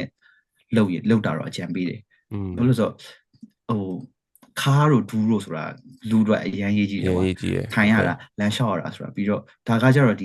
ီခန္ဓာကိုယ်ရဲ့ဒီ anatomy ရော physiology ရောကောင်းကောင်းသိရလို့မှဖြစ်မှာလေဟုတ်တယ်အဲ့လိုနားလဲလူနဲ့တွားပြီးတော့ပြောပြီးတော့ကိုယ်ကိုပြန်အချိန်ကြီးပြန်ကြည့်ပြီးသူတို့နဲ့လေ့ကျင့်ခန်းပြန်လုပ်ပေါ့အဲ့တော့ကိုလည်းခါနာတယ်လေ့ကျင့်ခန်းလုပ်ချင်တယ်ဆိုရင်ကျွန်တော် physio တော့အကြံပေးတယ် GP နဲ့တစ်ချက်သွားကြည့်တယ်ကျွန်တော်အားလေးနည်းနည်းဟိုအားလုပ်လိုက်မယ်နည်းနည်းကြည့်လိုက်မဟုတ်ကိုစရာပြောတယ်မှာကျွန်တော်တို့ take away အများကြီးရတယ်အဲ့လိုဘာ take away လဲဆိုတော့အဲ့လိုကျွန်တော်ဂျင်မသွားတဲ့လူတွေကပါတယ်ဘာလို့မသွားလဲဆိုပြင်းလို့ပေါ့နော်ရှင်းပြောဆိုတော့ပြင်းကြည့်တာပေါ့နော်မသွားဘူးပေါ့ဘာဖြစ်လို့ဆိုအဲ့လိုမအားတာလည်းမဟုတ်သေးလားရုံးဆင်းပြီးရင်ကျွန်တော်တောက်လျှောက်အားနေဘာမှလုပ်စရာမရှိအဲ့တော့ဒါပေမဲ့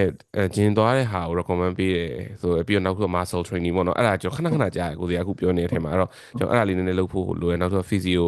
နည်းသွားဖို့ကျွန်တော်နည်းနည်းဟိုလုပ်လိုက်မယ်တခုသိကျင်တော့ပြန်လာမေးဦးမှာပေါ့နော်ဟုတ်အဲ့တော့ okay နောက်တခုကကြတော့ကျွန်တော် workplace setup နဲ့ပတ်သက်ပြီးတော့ကျွန်တော်မေးချင်တဲ့ဟာကွာအဲ့လိုဟိုတခါခြုံပြီးမေးလိုက်မယ်ပေါ့နော် question အကုန်လုံးအဲ့လို workplace setup recommendation ကဘယ်လိုမျိုးလဲကိုစီကပြောရတဲ့မှာနည်းနည်းတော့ပါပြီးသွားပြီပေါ့နော်နောက်တစ်ခုကကြတော့ဗျာအဲ့လိုမျိုးဒီဟို laptop တွေ monitor တွေနဲ့အဲ့လိုအကွာအဝေးပါညာအဲ့ဒီ workplace setup ဆိုတဲ့အထက်မှာအဲ့လိုအကွာအဝေးဘယ်လိုမျိုးလောက်တာပိုကောင်းလဲထိုင်ကုန်ရွေးချယ်မှုတွေဘာတွေပေါ့နော်ဘယ်လိုမျိုးဟိုအဖြစ်လဲပေါ့နော်နောက်ပြီးရင်တချို့လူတွေဆိုလို့ရှိရင်ဗျာဒီ standing desk လုပ်ပြီးတော့အောက်မှာဗာလဲဟိုဗာလဲ walking part လေးရှိရဗျာအဲ့လိုတုံးကြရလေဆိုတော့အဲ့ဒါတွေကရောအသုံးဝင်လားပေါ့ sorry question တွေတော့အများကြီးပဲအဲ့လို overall ပေါ့နော် workplace setup နဲ့ပတ်သက်ပြီးဘယ်လိုအကြံပေးလဲပေါ့ကိုသေးရအနေနဲ့ဟုတ်ဟိုကျွန်တော်တို့ဘယ်ခုံသုံးမှာဘယ်စပွဲသုံးမှာအဲ့လိုတော့မရှိပါဘူးကြော်ညာထည့်လိုက်မယ်ကျွန်တော် sponsor လို့ကျွန်တော်အဓိကတော့ဒီ back support ကောင်းပေါ့နော် back ကိုလို့အပြေးအဝ support ပေးနိုင်ရမယ်နောက်တစ်ခါဒီဆိုကျွန်တော်ခုံမှာဆိုတော့ဒီ armrest ပါလို့ armrest ခုလောက်ရှိရင်အဆင်ပြေတယ်နောက်တစ်ခါဒီ screen နဲ့ကိုယ့်ရဲ့ eye level နဲ့ဆိုရင်ကြတော့ဒီမျက်လုံးနဲ့ screen နဲ့တဲ့ဖြစ်တာအဆင်ပြေတယ်ခေါ်တယ်လားအရင်အဲ့တော့ကိုယ့်ရဲ့ဒီ neck က neutral ဖြစ်တာပေါ့နော်ဒီလိုအမျိုးကြီးမော့နေလည်းမဟုတ်ဘူးဒီလိုငုံနေလည်းမဟုတ်ဘူးဒီက spine neutral ဖြစ်တာအဆင်ပြေတယ်နောက်တစ်ခါဒီမျက်လုံးဆိုရင်ကြတော့ကိုယ့်ရဲ့ eye ပေါ်မူတည်တယ်တချို့ကြတော့လည်းနည်းနည်းလေး screen နဲ့ပူနီးမှတချို့ကြတော့ဝေးမှဆိုရင်အဓိကမျက်လုံးကြီးအရန်ကြုံမနေရဘူးကွာသိလားကိုယ့်ပေါ်မှာအရန် straight မဖြစ်နေအောင်ဆိုအဆင်ပြေတယ်ဟိုကျွန်တော်တို့ဘလောက် distance မှတွေဘလောက်ဘယ်ခုံမှတွေတက်စားလို့ရှိရင်ကိုယ့်အတွက်ဘယ်ဟာ comfortable ဖြစ်လဲပေါ့နော်ဒါပေမဲ့လည်းတခုရှိရမှာ comfortable ဖြစ်တယ်ဆိုပြီးဒီလိုမျိုးကြီးတွားပြီးအရင်ကြီးခါကြီးခွေးနေတာမျိုးတွေအရင်ကြီးလိုမျက်မှောင်ကျုပ်ပြီးကြည့်နေတာမျိုးတွေတချို့ကျတော့ဒီကိုယ့်ရဲ့မျက်လုံးကဒီကွန်ပျူတာထဲဝင်တော့မယ်ကွာသိလားအဲ့လိုမျိုးတော့ more comfortable ဖြစ်မယ်နောက်တစ်ခုကကျတော့လူတွေကအဲ့လိုပြောတာဟိုအမြဲတမ်းမထိုင်ရမယ်အမြဲတမ်းဘယ်လိုထိုင်ရမယ် အဲ့လိုမျိုး advice ကရှိတယ်တော်တော်များလည်းပြောကြတယ်အဲ့ဒါဟုတ်လဲမဟုတ်ဘူးဒါပေမဲ့အခုနောက်ပိုင်း advice ရဘယ်လိုပြောလဲဆိုတော့ variety ပေါ့နော်ဟုတ်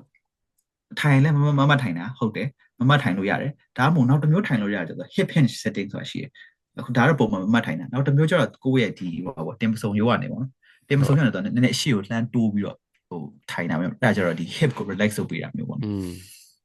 အဲ့လိုမျိုးတော့ခါဆန်တဲ့သဘောပါပဲနော်ဟုတ်တယ်ခါဆန်တဲ့သဘောပဲဟုတ်တယ်အဲ့လိုပြောတကယ်ခါဆန်တဲ့သဘောပဲနောက်တစ်ခုကအခုပြောရဒီ standing desk တွေလေဟုတ်အဲ့ဒါကလည်းဟုတ်တယ်အဓိကကကျွန်တော်တို့ဒီတောက်လျှောက်ပေါ့နော် master ဒီ position တစ်ခုထဲမှာနေလို့ရှိရင်ကြတော့ဒီ position ကိုထိန်းထားရတာဟုတ်တယ်အဲ့တော့ကြာလာတော့ master strain ဖြစ်တယ်အဲ့တော့ strain ကိုအဓိက short ချပေးခြင်းလို့နိုင်ဝက်တစ်ခါတစ်နာရီတစ်ခါပေါ့အဲ့လိုမျိုးထိုင်လိုက်မတ်တက်ရက်လိုက်ထိုင်လိုက်မတ်တက်ရက်လိုက်အဲ့လို position ပြန်ပြီးတော့ပြောင်းပေးတယ်နောက်တစ်ခုကြာလို့ရှိရင်ကြတော့ဒီ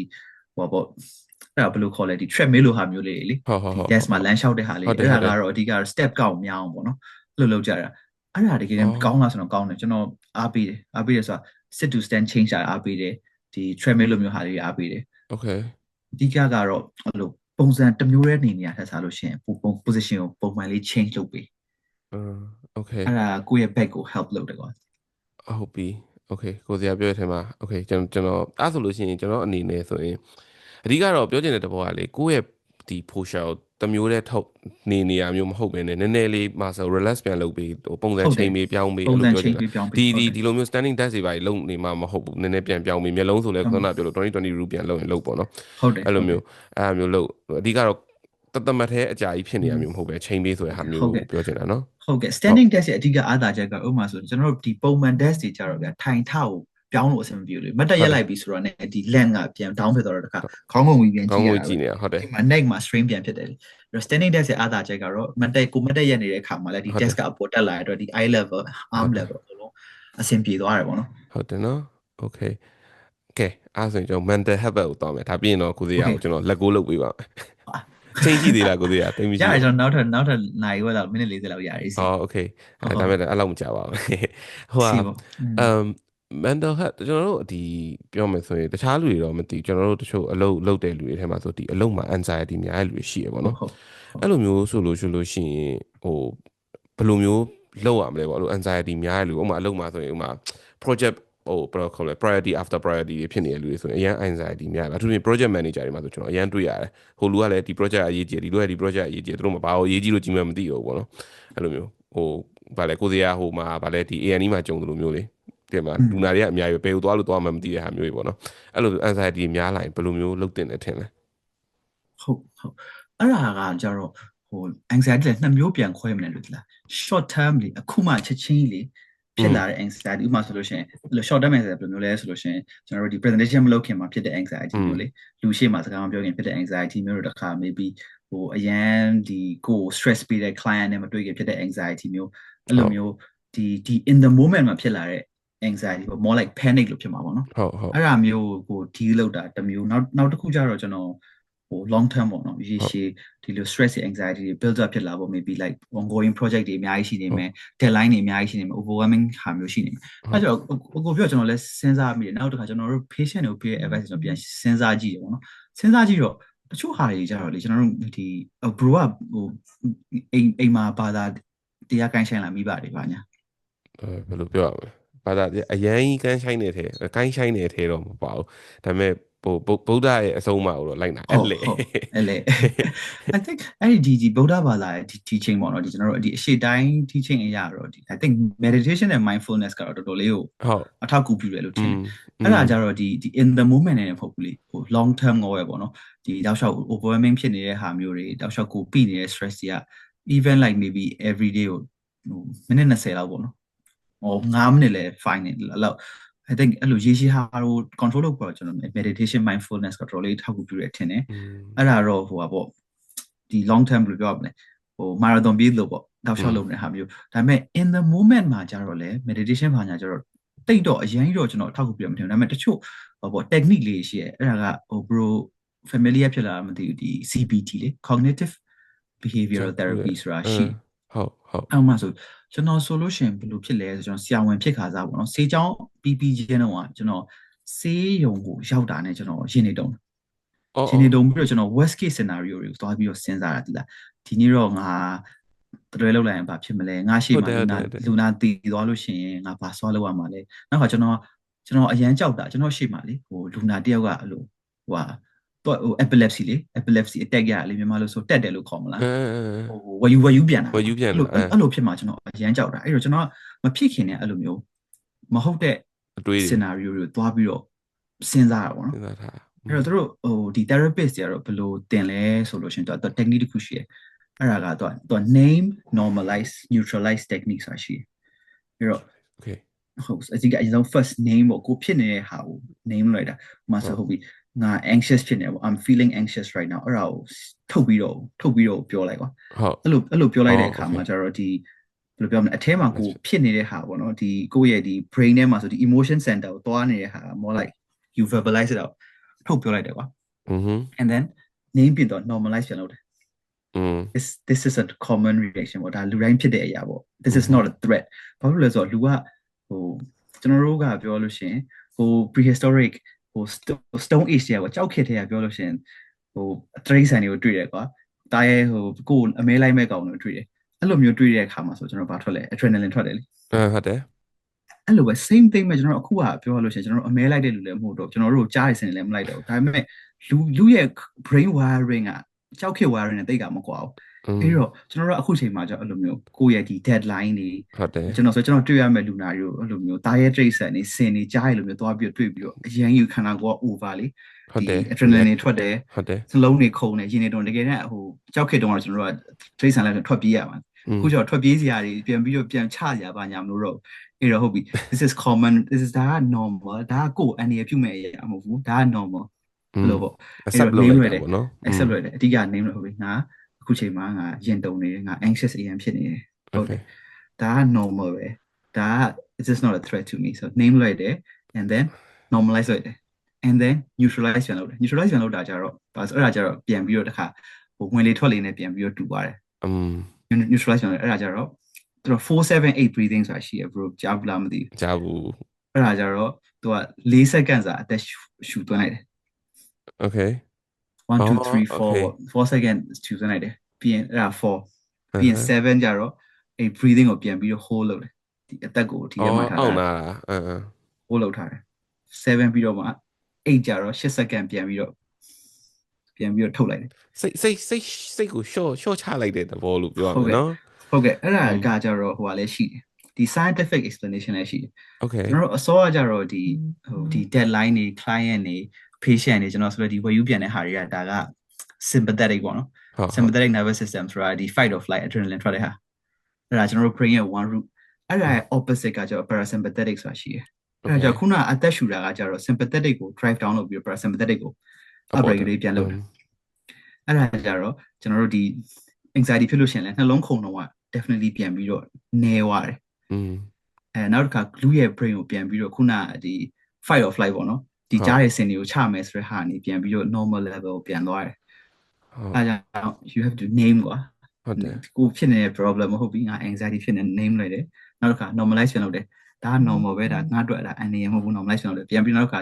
အသက်ရှူတေးခြင်းကလုပ်ပြီးတော့ neutralize ပြန်လုပ်တယ်ကျွန်တော်ပြောတော့478ပေါ့နော်478က number တွေမှတ်ရတာရှုံနေလို့ရှင်ကြတော့လေ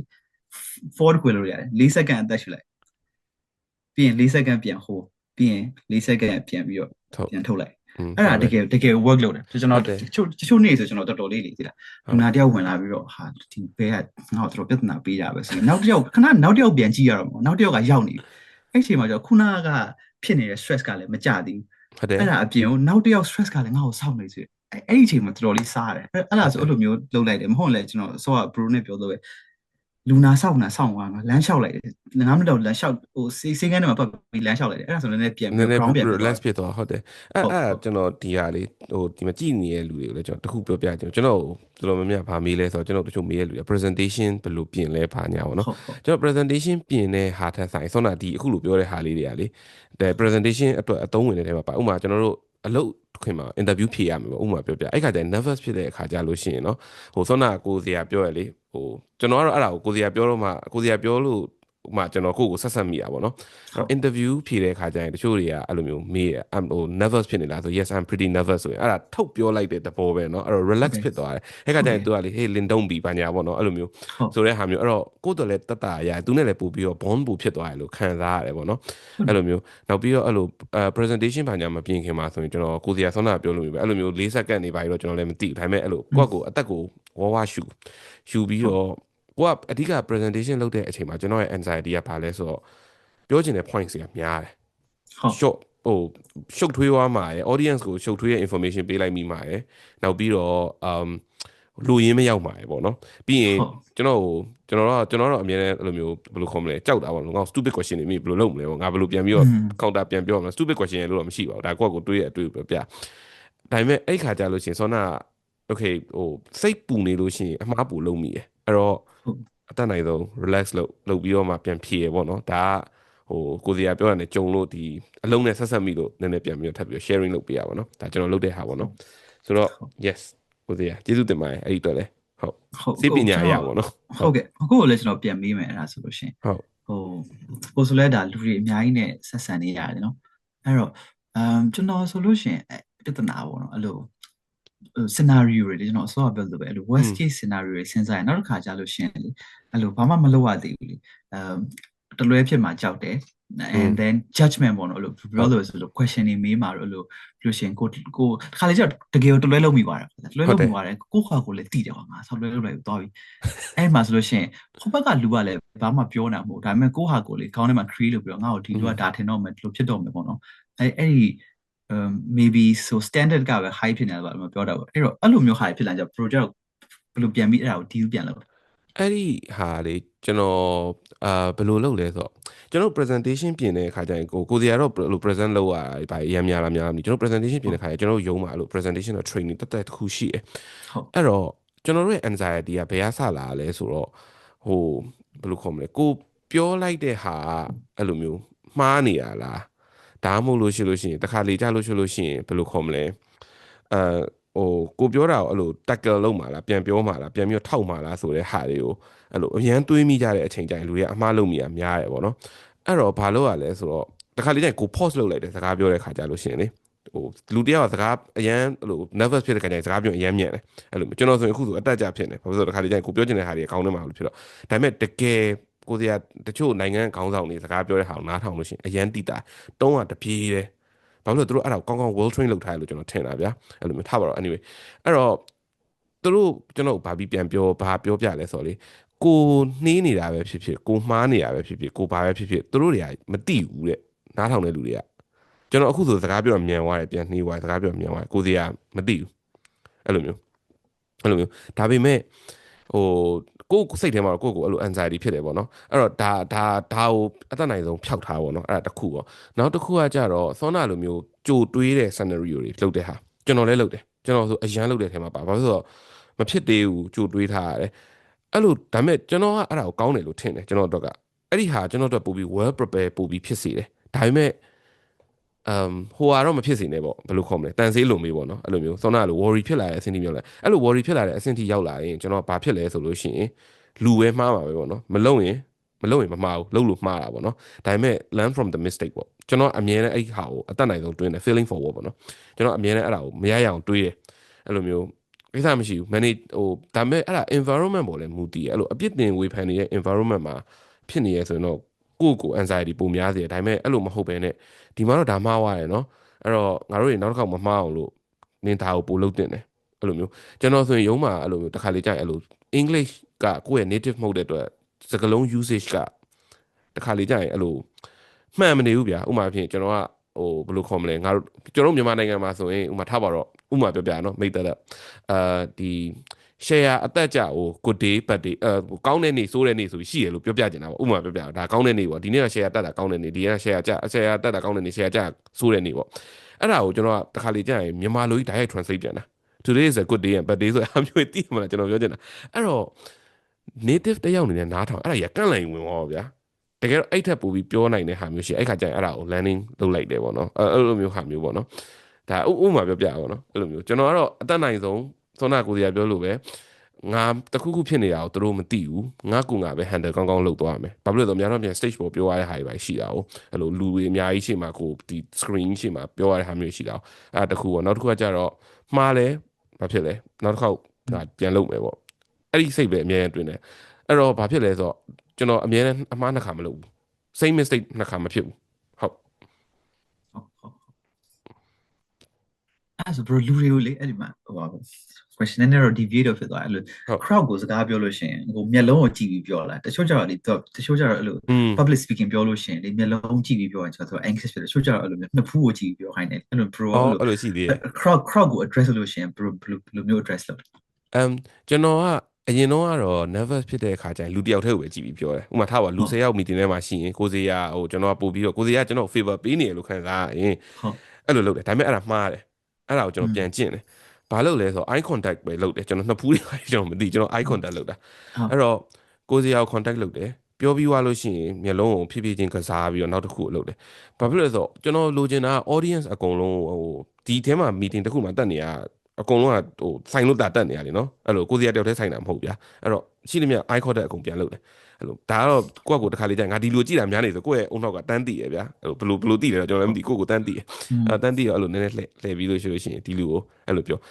ာလူတွေကကိုပြောအောင်နားထောင်နေသဘောကျဆိုခေါင်းလေးညှိပြီးနားထောင်တယ်ကိုစီရနဲ့ကျွန်တော်လည်းအခုစကားပြောနေတယ်လို့ပဲလေ right အဲ့တော့ကိုစီရခေါင်းညှိတာများပြီဆိုရင်ကိုစီရခဏနေနောက်တစ်ယောက်ခေါင်းညှိခိုင်းလိုက်အောင်နောက်တော့ငယ်အဲ့လိုတော့အဓိကတော့အဲ့လိုဟိုနှစ်ဖူးကြည့်တာတွေဘာတွေထက်ကျွန်တော်အဲ့လိုဒီလူတွေကို eye contact လုပ်ပြီးစကားပြောတယ်ပြီးတော့ဟိုစကားပြောတဲ့ခါကျရင်ကိုယ့်ရဲ့ အဓိကကျွန်တော်အများနဲ့ပြောနေကြစကားရှိ emotional connect ဖြစ်အောင်လုပ်တာတယောက်နဲ့တယောက်သူဘာပြောနေရလဲသူဘာလို့ဒီဟာကိုပြောနေရလဲအဲ့လိုမျိုးဟိုအထူးသဖြင့် native မဟုတ်တဲ့ခါကျရင်အဲ့ဒါကျွန်တော်တို့နည်းနည်း barrier ဖြစ်နေတယ်ဒါပေမဲ့အဲ့ဒါကိုနည်းနည်းပြန် train နေပေါ့နော်ဟုတ်နှစ်ဖူးမကြည့်နဲ့ကိုမျက်လုံးပဲကြည့်တချို့ကျတော့ဘယ်လိုလဲဆိုတော့တချို့ကျတော့သူကဟို eye to eye ဆိုလို့ရှိရင်တချို့ကျတော့ဖြစ်တယ်စကားပြောနေတယ်ဟုတ်တယ် nervous ဖြစ်တယ်အဲ့တော့ still it looks like you're making an eye contact but မျက်လုံးကိုမကြည့်တော့ဘူးမျက်လုံးရဲ့အပေါ်နှစ်ဖူးကိုကြည့်တယ်အဲ့လိုမျိုး advice လုပ်ကြတာပေါ့ဟုတ်တယ်ဒါပေမဲ့အဲ့ဒီဟာလေ presentation ကလည်းအမှန်တိုင်းပြောရင်လေကိုလည်းဟိုဟာပေါ့ next level ပဲရောက်တယ်ကိုလည်းခုမှပြီးกินတာပါဒါပေမဲ့အဲ့လိုကျွန်တော်အဲ့လိုဒီ on ဒီဘယ်လိုခေါ်မလ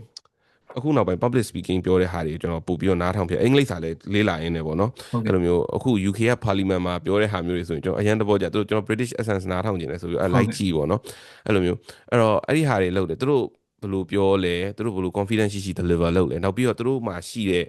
သူတို့ကစာရွက်တော့ကြည့်ပြောရတာပဲဒါပေမဲ့ eye contact လည်းလုပ်လိုက်သေးတယ်အဲ့တော့ကိုဘယ်လိုကစားမလဲပေါ့ဘယ်အချိန်မှာဘယ်လိုကစားမလဲဆိုတဲ့ဟာကြီးကျွန်တော်ပြန်ပြီးတော့လေ့လာဖြစ်တယ်တကယ်တော့ဟိုအဲ့ဒီဟာ scale တစ်မျိုးပဲတုံတော့မရဘူးကျွန်တော်လည်းမရဘူးဒါပေမဲ့တော်တော်လေးကျင်မှရတာအဲ့ဒါကျွန်တော်အဲ့လိုထင်တာပဲအဲ့ဒါလည်း training ပဲဟို skill set စားလို့ရှိရင်တော့ practice ပါပဲအေး practice အေးဟုတ်တယ် practice ပဲအကုန်လုံးက learn လုပ်လို့ရတယ်သင်လို့ရတယ်ကျွန်တော်ရဲ့အဓိကကျွန်တော်အရန်မုန်းတာလေကျွန်တော်အရန်မုန်းတာတကယ် public speaker အရန်တော်လို့ကြည့်လိုက်လို့ရှိရင်တို့မှာ filler words တွေမရှိဘူးတို့မှာ whole တွေ hin တွေအာတွေ arm တွေလုံးဝမပေါ့တို့ pause လိုက်တို့မှာ pause ပဲရှိဟုတ် pause ပြီးတော့တောက်ချောက်လို့ခဏဆောင်ပြီးတော့မှဆက်လွတ်တယ်အဲ့ဒါ Steve Jobs လေ Steve Jobs ဆိုရင်အဲ့လိုပဲလေသူ့ကို question တစ်ခုမေးရင် pause လုပ်တာအဲ့လိုကြာအဲ့ဒီဟာတကယ်တော့လေ second ပိုင်းလေးပဲကြာသေးတာဒါပေမဲ့နားထောင်တဲ့ audience ဆိုတာ10 minute လောက်ကြာရလို့ထင်တာသူ့ကိုဒါပေမဲ့ तू pause လုပ်ပြီးတော့မှ तू address ပြန်လုပ်တဲ့ဟာလုံးဝဖြူးနေရပဲမသိလို့ရှိရင်လေကျွန်တော်တို့ဘာနဲ့တူလဲဆိုတော့လေစာချက်ဖို့တော့စာတွေအကုန်လုံးမှတ်လိုက်တာအုံနောက်ထဲမှာပြီးတော့မှ deliver ပြန်လုပ်တာပေါ့နော်အဲ့ဒီ example Steve Jobs နဲ့ကွက်တီပဲအဲ့ဒါဟုတ်တယ်အဲ့လိုမျိုးပြီးတော့ဟို Elon Musk ကြည့်သူလည်းအဲ့လိုမျိုးပဲဟိုကိုယ်ဆရာမလို့ကိုပြောတာမဟုတ်ဘူးနော်ဒါပေမဲ့တကယ်သူလည်းအဲ့လိုမျိုးပဲအဲ့လိုသူ့ကိုကြိုက်တဲ့ question ကိုလာသူခေါင်းထဲမှာသူဖြေရမယ့်ဟာတခုသူ့ထဲမှာအဲ့လိုတွေးပြီးတာအဲ့လိုမျိုးအဲ့ဒီဟာလေးတွေကလိုတော့လိုတယ်ဆိုတော့ practice ပေါ့နော်ဒါပေမဲ့ practice ရှိအောင်လို့ကလည်းကိုယ့်ကိုဒီ make up လုပ်မှပဲရမှာမဟုတ်လို့ရှိရင်လည်းဘယ်လိုဘယ်နဲ့တော့ practice လုပ်မလဲပေါ့နော်ဟုတ်ကျွန်တော်တို့အတွက်ကြတော့လေလူနာတွေနဲ့စကားပြောလို့ရှိရင်လေဘယ်လိုလဲဆိုတော့ training မှာဆိုလို့ရှိရင် video consultation ဆိုတာရှိကျွန်တော်တို့ရဲ့ consultation တွေအားလုံးကျွန်တော် video ရိုက်ထားလူနာရဲ့ consent နဲ့ပေါ့နော် video ရိုက်ထားပြီးလို့ရှိရင်ပြန်ပြီးတော့ကုန်ပြန်ကြည့်တယ်ကျွန်တော်တို့ရဲ့ body language ကဘယ်လိုရှိနေလဲကျွန်တော်တို့လူနာကို eye contact ပေးနေလားကျွန်တော်တို့သုံးနေတဲ့စကားလုံးတွေကဘယ်လိုရှိလဲလူနာရဲ့ reaction ကဘယ်လိုရှိလဲအဲ့ဒါ ဒီ Luna နဲ့ communication နဲ့မကောက်ဘူး public speaking မှာပဲကိုကကို video နဲ့ပြန်ကြည့်ရင်ကြတော့အများကြီးပြန်ပြီးတော့ learn ပြန်ဖြစ်တယ်ဟုတ်တယ်ဒီ podcast ဘာညာနဲ့တော့မတူ bro maybe next time present လုပ်လို့ရှိရင်ကိုယ့်ကို video ပြန်ရိုက်ထားကြည့်ဒါပေမဲ့အဲ့လိုတော့မရလောက်ဘူးထင်မရတော့တယ် မရဘူး data တွေပါနေ data ဘာညာရှိမှာပေါ့ဟုတ်တော်လေးကျွန်တော်ဆိုလို့ရှိရင်လွန်ခဲ့တဲ့ဟိုပါပေါ့နော်အောက်တိုဘာကနေစပြီးကျွန်တော်ကိုယ့်ဟာကို video ပြန်ရိုက်နေတာလူနိုင်တဲ့စကားပြောတာမှာဟုတ်အဲ့ဘာတွေ့ရလဲကိုစီอ่ะဘယ်လိုတွေ့ရလဲဘာတွေ့ရလဲဆိုတော့ကျွန်တော်အရင်တော့လူနာတွေကိုကြည့်လို့ရှိရင်ကျွန်တော်စာချရေးအခုကျွန်တော်မရေးတော့ကျွန်တော်အကုန်လုံးခေါင်းထဲမှာမှတ်ထားဘာဖြစ်လို့လဲဆိုတော့လူနာကိုအရေးကြီးတာကြီးပြောနေရင်လည်းစာချတဲ့ခါမှာ eye contact လွတ်သွားတယ်ဟုတ်တယ်အဲ့ဒီအချိန်မှာချရေးနေရင်တချို့ important word တွေလွတ်သွားတယ်ဟုတ်တယ်အဲ့တော့ emotional bond လည်းဖြစ်မနေဘူးကျွန်တော်ပြောချင်တာအဲ့ဒါဟုတ်သိလားကိုစီကတော့ဟိုကိုဟာကိုချရေးတယ်ဆိုတာပို့ပြီး precise ဖြစ်အောင်ပို့ပြီးတော့အဲ့လိုတိကျအောင်ပို့ပြီးတော့သူကောင်းကောင်းဖြစ်နိုင်အောင်လုပ်တယ်ဆိုပေမဲ့လေကိုစီကအခုကျွန်တော်စကားပြောနေတဲ့အချိန်မှာကိုစီကချရေးလို့ရှိရင်ကျွန်တော်နဲ့ကိုစီကလေ emotional နှစ်ခုက bond မဖြစ်ဘူးလွတ်သွားပြီလေ chemistry လွတ်သွားပြီဟုတ်တယ်အဲ့လိုဒါတော့မြန်မာလိုပြောနေရနော်ဟုတ်အဲ့လိုမျိုးဆိုတော့ဟုတ်တယ်ကျွန်တော်ကအဲ့လိုတစ်ခါလေကြာရင်ကျွန်တော်ရုံးကလူတွေအဲ့လိုဒီ data နဲ့ပတ်သက်တာကုန်းနဲ့ပတ်သက်တာတင်ပေးရပါအဲ့လိုမျိုးပြောပြရခါရှိရဗျာရှိရခါကြာရင်တို့ကအောက်မှာချမှတ်မယ်လို့ပြောရခါကြာလို့ရှိရင်လေကျွန်တော်ပြောမမှတ်နဲ့အုံနောက်မှာပဲမှတ်စာရွက်ထဲမှာမှတ်တာစာရွက်ထဲမှာပဲရှိရခေါင်းထဲမှာမှတ်မှားလားနောက်မမှတ်မိဘူးလားကျွန်တော်နောက်တစ်ခေါက်ပြန်ပြီးရငါ့ကိုနောက်တစ်ခေါက်ပြန်ပြီးငါပြန်လုပ်ပေးမယ်ပြဿနာမရှိဘူးဒါပေမဲ့ခေါင်းထဲမှာပဲမှတ်အဲ့လိုမျိုးအဲ့ဒီဟာကိုငငယ်တည်းကလည်းကျွန်တော်ကျင့်တယ်ဘယ်တော့မှစာအုပ်ထဲမှာချမရေးဘူးဟုတ်ကိုစီဆောင်းတာလုပ်တဲ့ practice တကယ်ကောင်းတယ်မဟုတ်လို့ရှိရင်ကျွန်တော်လာ patient ဆိုရင်ဟိုသူချရေးတာတော့နားလေပေါ့နော်ဒါပေမဲ့လိုမှပဲချရေးတစ်ချိန်လုံးချရေးနေတော့တင်မလားနည်းနည်းဟုတ်တယ်တခုတော့ဖြစ်တယ်ဟုတ်အဆင်မပြေဟုတ်တယ်ဟုတ်ကဲအဲ့ဆိုရင် general advice ဘက်ကိုသွားခြင်းတယ်ဒါပြီးရင်တော့ပြီးပါပြီဟိုကျွန်တော်တို့ဒီ data analyst ဒါမှမဟုတ်လဲအစားsorry ဘယ်လိုခေါ်အထိုင်များတဲ့လူပေါ့နော်အစားတောက်နဲ့ပတ်သက်ပြီးတော့ဘယ်လိုမျိုးအကြံပေးခြင်းလဲစားတော့ advice က bro အခု internet မှာတွားကြည့်လိုက်ရတယ်အများကြီးပဲဟုတ်တယ်အဲ့ဒါတခုပဲပြော Mediterranean diet ketogenic diet intermittent fasting ဟုတ်စုံနေတာပဲပေါ့နော်ကောင်းလဲသူတို့ကလည်းသူအကုန်လုံးကောင်းတာတွေဆိုးတာတွေအများကြီးရှိတယ်ဟုတ်ကျွန်တော်တို့အရင်ဟို follow လုပ်ရတာခက်တာမျိုးတွေလည်းကျွန်တော်မပေးချင်တော့ကျွန်တော် practical advice ပဲပေါ့နော်အဲ့ဒါပဲပေးလိုက်မယ်လို့လဲဆိုတော့အခုခေတ်ကကြတော့ကျွန်တော်အချိန်ကအရန်ကိုတန်ဖိုးရှိတယ်အချိန်က currency ပဲလေဟုတ်တယ်အဲ့လိုဖြစ်လာတာနဲ့အမျှကျွန်တော်တို့စားတဲ့ habit တွေလည်းပြောင်းလာတယ်ကျွန်တော်တို့ဖိုးတွေအဖွားတွေအဖေတွေအမေတွေခေတ်တုန်းကဆိုလို့ရှိရင်မနေ့မိုးလင်းလို့ရှိရင်လည်းအိမ်မှာကြော်တဲ့ထမင်းကြော်လေးနဲ့ကျဲဥလေးနဲ့နှပ်ပြီးဖြော်တဲ့ coffee လေးနဲ့လက်ဖက်ရည်လေးနဲ့အဲ့လိုမျိုးစားရတယ်တောက်တယ်နေ့လယ်စာဆိုလို့ရှိရင်လည်းအိမ်ကနေပြီးတော့ထဲလာတဲ့ထမင်းဘူးလေးညစာဆိုလည်းကိုယ့်ကိုချက်စားတယ်ပြီးရင်ထမင်းဘေးနားမှာကျွန်တော်အရင်တိုးစရာဆိုလည်းအရွက်တွေပါလုံးဝ fresh vegetables ပါတယ်နောက်ပြီးရတော့စားတွေချိုးမှုတွေပါတော့ထားပေါ့အဲ့ဒါတော့ထားလိုက်နောက်အသီးတွေအရွက်တွေစားတယ်အချို့ဘွဲဆိုအသီးလေးတွေစားတယ်ကွာနောက်လက်ဖက်တုပ်လို့ပါဆိုတော့အကုန်လုံး nutritious ဖြစ်တယ်ဟုတ်ခက်တွေပြောင်းလာတယ်နဲ့အများဒီ processed food တွေ ultra processed food တွေဒါအားများလဲဘာလို့လဲဆိုတော့ ultra processed food ကစားလို့ကောင်းတယ်နောက်တစ်ခါအရန်လောက်ကန်ရတာမြင်တယ်ဟုတ်တယ် UK မှာဆိုလို့ရှိရင်ကျွန်တော်တို့ ready meals တွေရှိတယ်ကွာ microwave meals တွေရှိတယ်အဲ့လိုကိုယ့်ရဲ့ life အတွက်အရန်အဆင်ပြေစေတဲ့အရာတွေအများကြီးရှိတယ်ကွာစားရတာလည်းတကယ်တမ်းပြောရင်အရန်အဆင်ပြေတယ်ပြီးတော့ကျွန်တော် convenience ကြောင့်ပဲကျွန်တော်တို့ instant noodles တွေစားရတယ်ဟုတ်တယ် microwave meals တွေစားရတယ်snacks တွေပို့ပြီးတော့စားဖြစ်တယ်ဟုတ် homemade meal ကတအားနည်းလာတယ်အဲ့တော့စူးစမ်းပြီးတော့ဖြစ်နိုင်လို့ရှင်တော့ meal တော်များများပေါ့အကုန်လုံး homemade မလုပ်နိုင်ရင်တော့မှတက်နိုင်တော့ကို prepare လုပ်နောက်တစ်ခါ process food ကတော့ရှောင်လို့မရဘူးဘယ်လိုမှရှောင်လို့မရအောင်ဆိုမဲ့အတက်နိုင်ဆုံးတော့ short ပြီးတော့စားတာအဆင်ပြေတယ်ဟုတ်ပြီဘာကြောင့်လဲဆိုတော့ဒီ daily ကိုအိမ်မှာလုပ်ပြီးစားတဲ့ ingredient တော်များများ mostly are fresh ဖြစ်တယ်ဟုတ် less processed less salt less sugar less MSG less whatever now ဒီ process ကြတော့ဒီတာရှိခံထည့်ထားတဲ့ preservatives တွေရောအရသာကို enhance လုပ်တဲ့ဟာတွေအကုန်လုံးက အနောက်ကဒီ food ingredient list ပဲကြည့်လိုက် meat တွေ vegetable တွေ rice တွေပါတယ်အကုန်လုံးကျန်တာတွေကကိုနားမလဲတဲ့ဒီ chemical name တွေပဲနောက်တစ်ခုကကြတော့အဲ့ဒီ chemical တော်များများလည်းဘယ်လောက် research လုပ်ထားလဲကိုလည်းမသိဘူးနောက် process food တွေလာတဲ့ plastic ကအစ microplastics တွေဟုတ်တယ်နော်အဲ့ဒါလည်းကိုခန္ဓာကိုယ်ထဲမှာတကယ်ပြဿနာမျိုးစုံပေးနေ and then အချွေတောက်တဲ့အခါမှာလေဟို diet drinks တွေဘာတွေညာတွေလေအဲ့လိုဟာရှိရဖြစ်နိုင်တော့အဲ့ fizzy drink တွေတောက်ဖို့မတောက်နဲ့ဆို diet လို့ပြောပေမဲ့လည်းသူက zero sugar လို့ပြော zero calorie လို့ပြောရဲဆိုပေမဲ့လည်းကျွန်တော်တို့နောက်ပိုင်းပြန်တွေ့တဲ့ research တွေမှာကြတော့ဟုတ်တယ်အဲ့ဒါက zero calorie ဆိုမှခန္ဓာကိုယ်ရဲ့ရောက်သွားတဲ့အခါမှာကျတော့သူ့ရဲ့ effect က sugar by drink နဲ့တူတူပဲတချို့ဟာကျတော့ပိုအောင်ဆိုးသေးတာမျိုးတွေလည်းရှိတယ် Okay အေးနော် interesting နောက်ကို vape တော့မလုပ်မလားကျွန်တော်ဆေးလိမ့်နဲ့ပတ်သက်တာဒါပေမဲ့အမဟုတ်ဟိုဘယ်လိုခေါ်မလဲအဲ့လိုလုံးဝဒုံးတီဖြတ်ထားတော့မဟုတ်ဗျာလုံးဝမလုပ်ဘူးဆိုတဲ့ဟာမျိုးတော့မဟုတ်ဒါပေမဲ့တငယ်ချင်းနဲ့မနေ့တော့ဆိုကျွန်တော်တငယ်ချင်းနဲ့တွားရတယ်အဲ့လို night out ပါညာတွားတဲ့ခါကျရင် page တောက်တယ်ဒါပေမဲ့ပြီးရင်ကျွန်တော်မထိလဲရတယ်ဆေးလိမ့်လည်းအဲ့လိုမျိုးပဲတောက်တယ်ဒါပေမဲ့ခါတလေကတော့ကိစ္စမရှိအဲ့လိုမျိုးတခါတလေဆိုအဲ့လို like တခါပါအဲ့လို like 9နှစ်sorry 9နှစ်တယ်9လနေတော့မှတခါလောက်အဲ့လိုဖြစ်တဲ့ဟာမျိုးပေါ့နော်ဆိုတော့ဟိုကဒါပျော်လို့တောက်တဲ့ဟာပေါ့ဘယ်လိုတောက်လဲအဲ့လိုမျိုးဟိုကတော့မလုပ်ဘူးဆရာဝန်ရှိမှမလို့ပြောတာပေါ့အဲ့လေအဲ့တော့ဟို general advice ပေးရမယ်ဆိုတော့ကိုဟာကိုတက်နိုင်တဲ့လောက်အကုန်လုံး prepare လုပ် process food ကို short ကျွန်တော်တို့အဲ့ဒါကျွန်တော်လည်းစူးစမ်းပြီးလို့ကျွန်တော်လည်းအဲ့လို process ဟာရမ်းကြိုက်တယ်အိမ်ထဲမှာကျွန်တော်အိမ်ကိုလာကြည့်လိုက်ခေါက်ဆွဲကြောက်တွေ hot pot တွေအသားလုံးတွေအဲ့လိုလွယ်တဲ့ဟာတွေအများကြီးပဲလားအဲ့ဒါစူးစမ်းပြီးတော့ short နေခုတော့အဲ့ဟိုခေါက်ဆွဲကြောက်ကလည်းသပင်ဖြူတယ်မှတ်လားခေါက်ဆွဲကြောက်တွေစားတယ်အဆုံးမဲ့စပင်ဖြူတာထက်ကိုဆိုးတော့စပင်ကအဲ့ဒါလည်းပါကျွန်တော်ငယ်တော့ဟိုနေတိုင်းဒီပါကျွန်တော် instant လို့စားအခုဆိုစပင်တော်ဖြူနေကျွန်တော်လည်းအများကြီးကျွန်တော်ဒီဘက်ဘေးတွေရှိတာအများနဲ့ဆိုးပါအလဲမှာမရှိဟုတ်တယ်ကျွန်တော်မရှိဘူးဘေးပဲအဲ့တော့နေ့ကပဲဆိုးတာ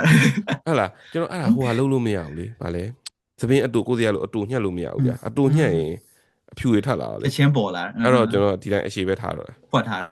းဖွက်ထားအောင်လို့အခုဆိုဒီလှန်တင်လိုက်နည်းနည်းရှိရဗျာနှုကျင်သေးအောင်30ကျော်ပြီမဲ့လေဟုတ်တယ်ဟိုကတကောင်လုံးဖြူနေလဲကိစ္စမျိုးကိုကျွတ်ရတဲ့ဖြူနေလို့ပြဿနာအခုကပြဿနာဟုတ်ပါဟိုဟာနောက်တစ်ခုကဒါကတော့ဟိုအကုန်လုံးတည်ပြီးသား question ပေါ့နော်ဒါပေမဲ့ဒါဆရာဝန်ပြောတဲ့စကားကိုပို့ပြီးတော့ကြားကျင်လို့မေးတာပေါ့နော်ရေမြမြတောက်ဖို့ပြောတယ်ပေါ့နော်ဒါကျွန်တော်လည်းသိတယ်ရေမြမြတောက်တာကောင်းတယ်ကျမကြီးတော့ကောတိုက်တော့ကောင်းတယ်ပေါ့နော်ကျွန်တော်အဲ့လိုမျိုးတော့ကြားဘူးတယ်ပေါ့နော်အဲ့တော့အဲ့ဒါလေးနည်းနည်း emphasize လုပ်ပြီးနည်းနည်းလေးဆရာဝန်တယောက်အနေနဲ့ပြောပြပါလားကျွန်တော်တို့ရေကိုလို10လီတာတောက်ပါလို့10လီတာတောက်ပါလို့ရေအများကြီးတောက်ပါကျွန်တော်မပြောချင်ဟုတ်ကိုရေတောက်တာနဲလားများလားကိုရှူးပေါအောင်သိတာပဲကိုရှူးကဝါနေလို့ရှင်တော့ကိုရေတောက်တာနဲနေပြီလို့အဲ့တော့ရေကတော့ပုံမှန်တော့တောက်ဒါပေမဲ့အဲ့ရေကိုတချို့တွေကြတော့လေဟိုကျွန်တော်ဗီဒီယိုတွေမနေ့ရလားမသိကျွန်တော် Facebook မှာတွေ့ထားတာမနက်မိုးလင်းလာနဲ့10လီတာတောက်ရမယ်လို့ဘာလို့ညာတော့အဲ့လိုမျိုးတွေလုံးဝshare ပြောအဲ့လိုမျိုးတွေကြဗီဒီယိုကြလူတွေကလည်းကြိုက်ကြတယ်အဲ့လို number တွေနဲ့ထည့်ပြီးပြောလို့ရှင်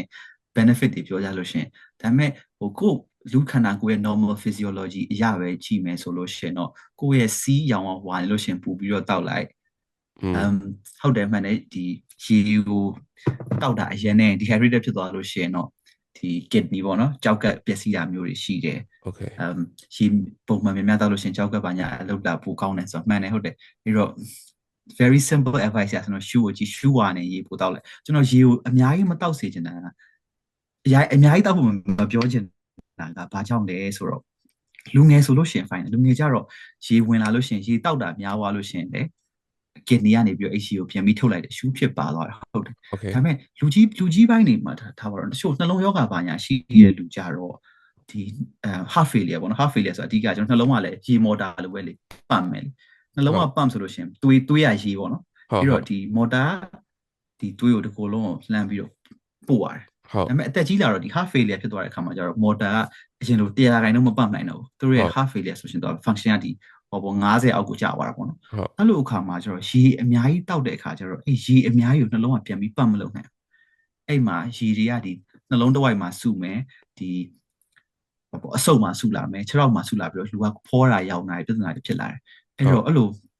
လူကြီးပိုင်းနေကြတော့ကိုယ်တိုင်နှလုံးပြဿနာရှိနေတာမသိဘဲနဲ့အဲ့လိုရေအများကြီးသွားတောက်ပြီးတဲ့အခါမှာကျတော့ပြဿနာတွေပို့ပြီးတော့ဖြစ်နိုင်တယ်ဖြစ်လာနိုင်တယ်အဲ့တော့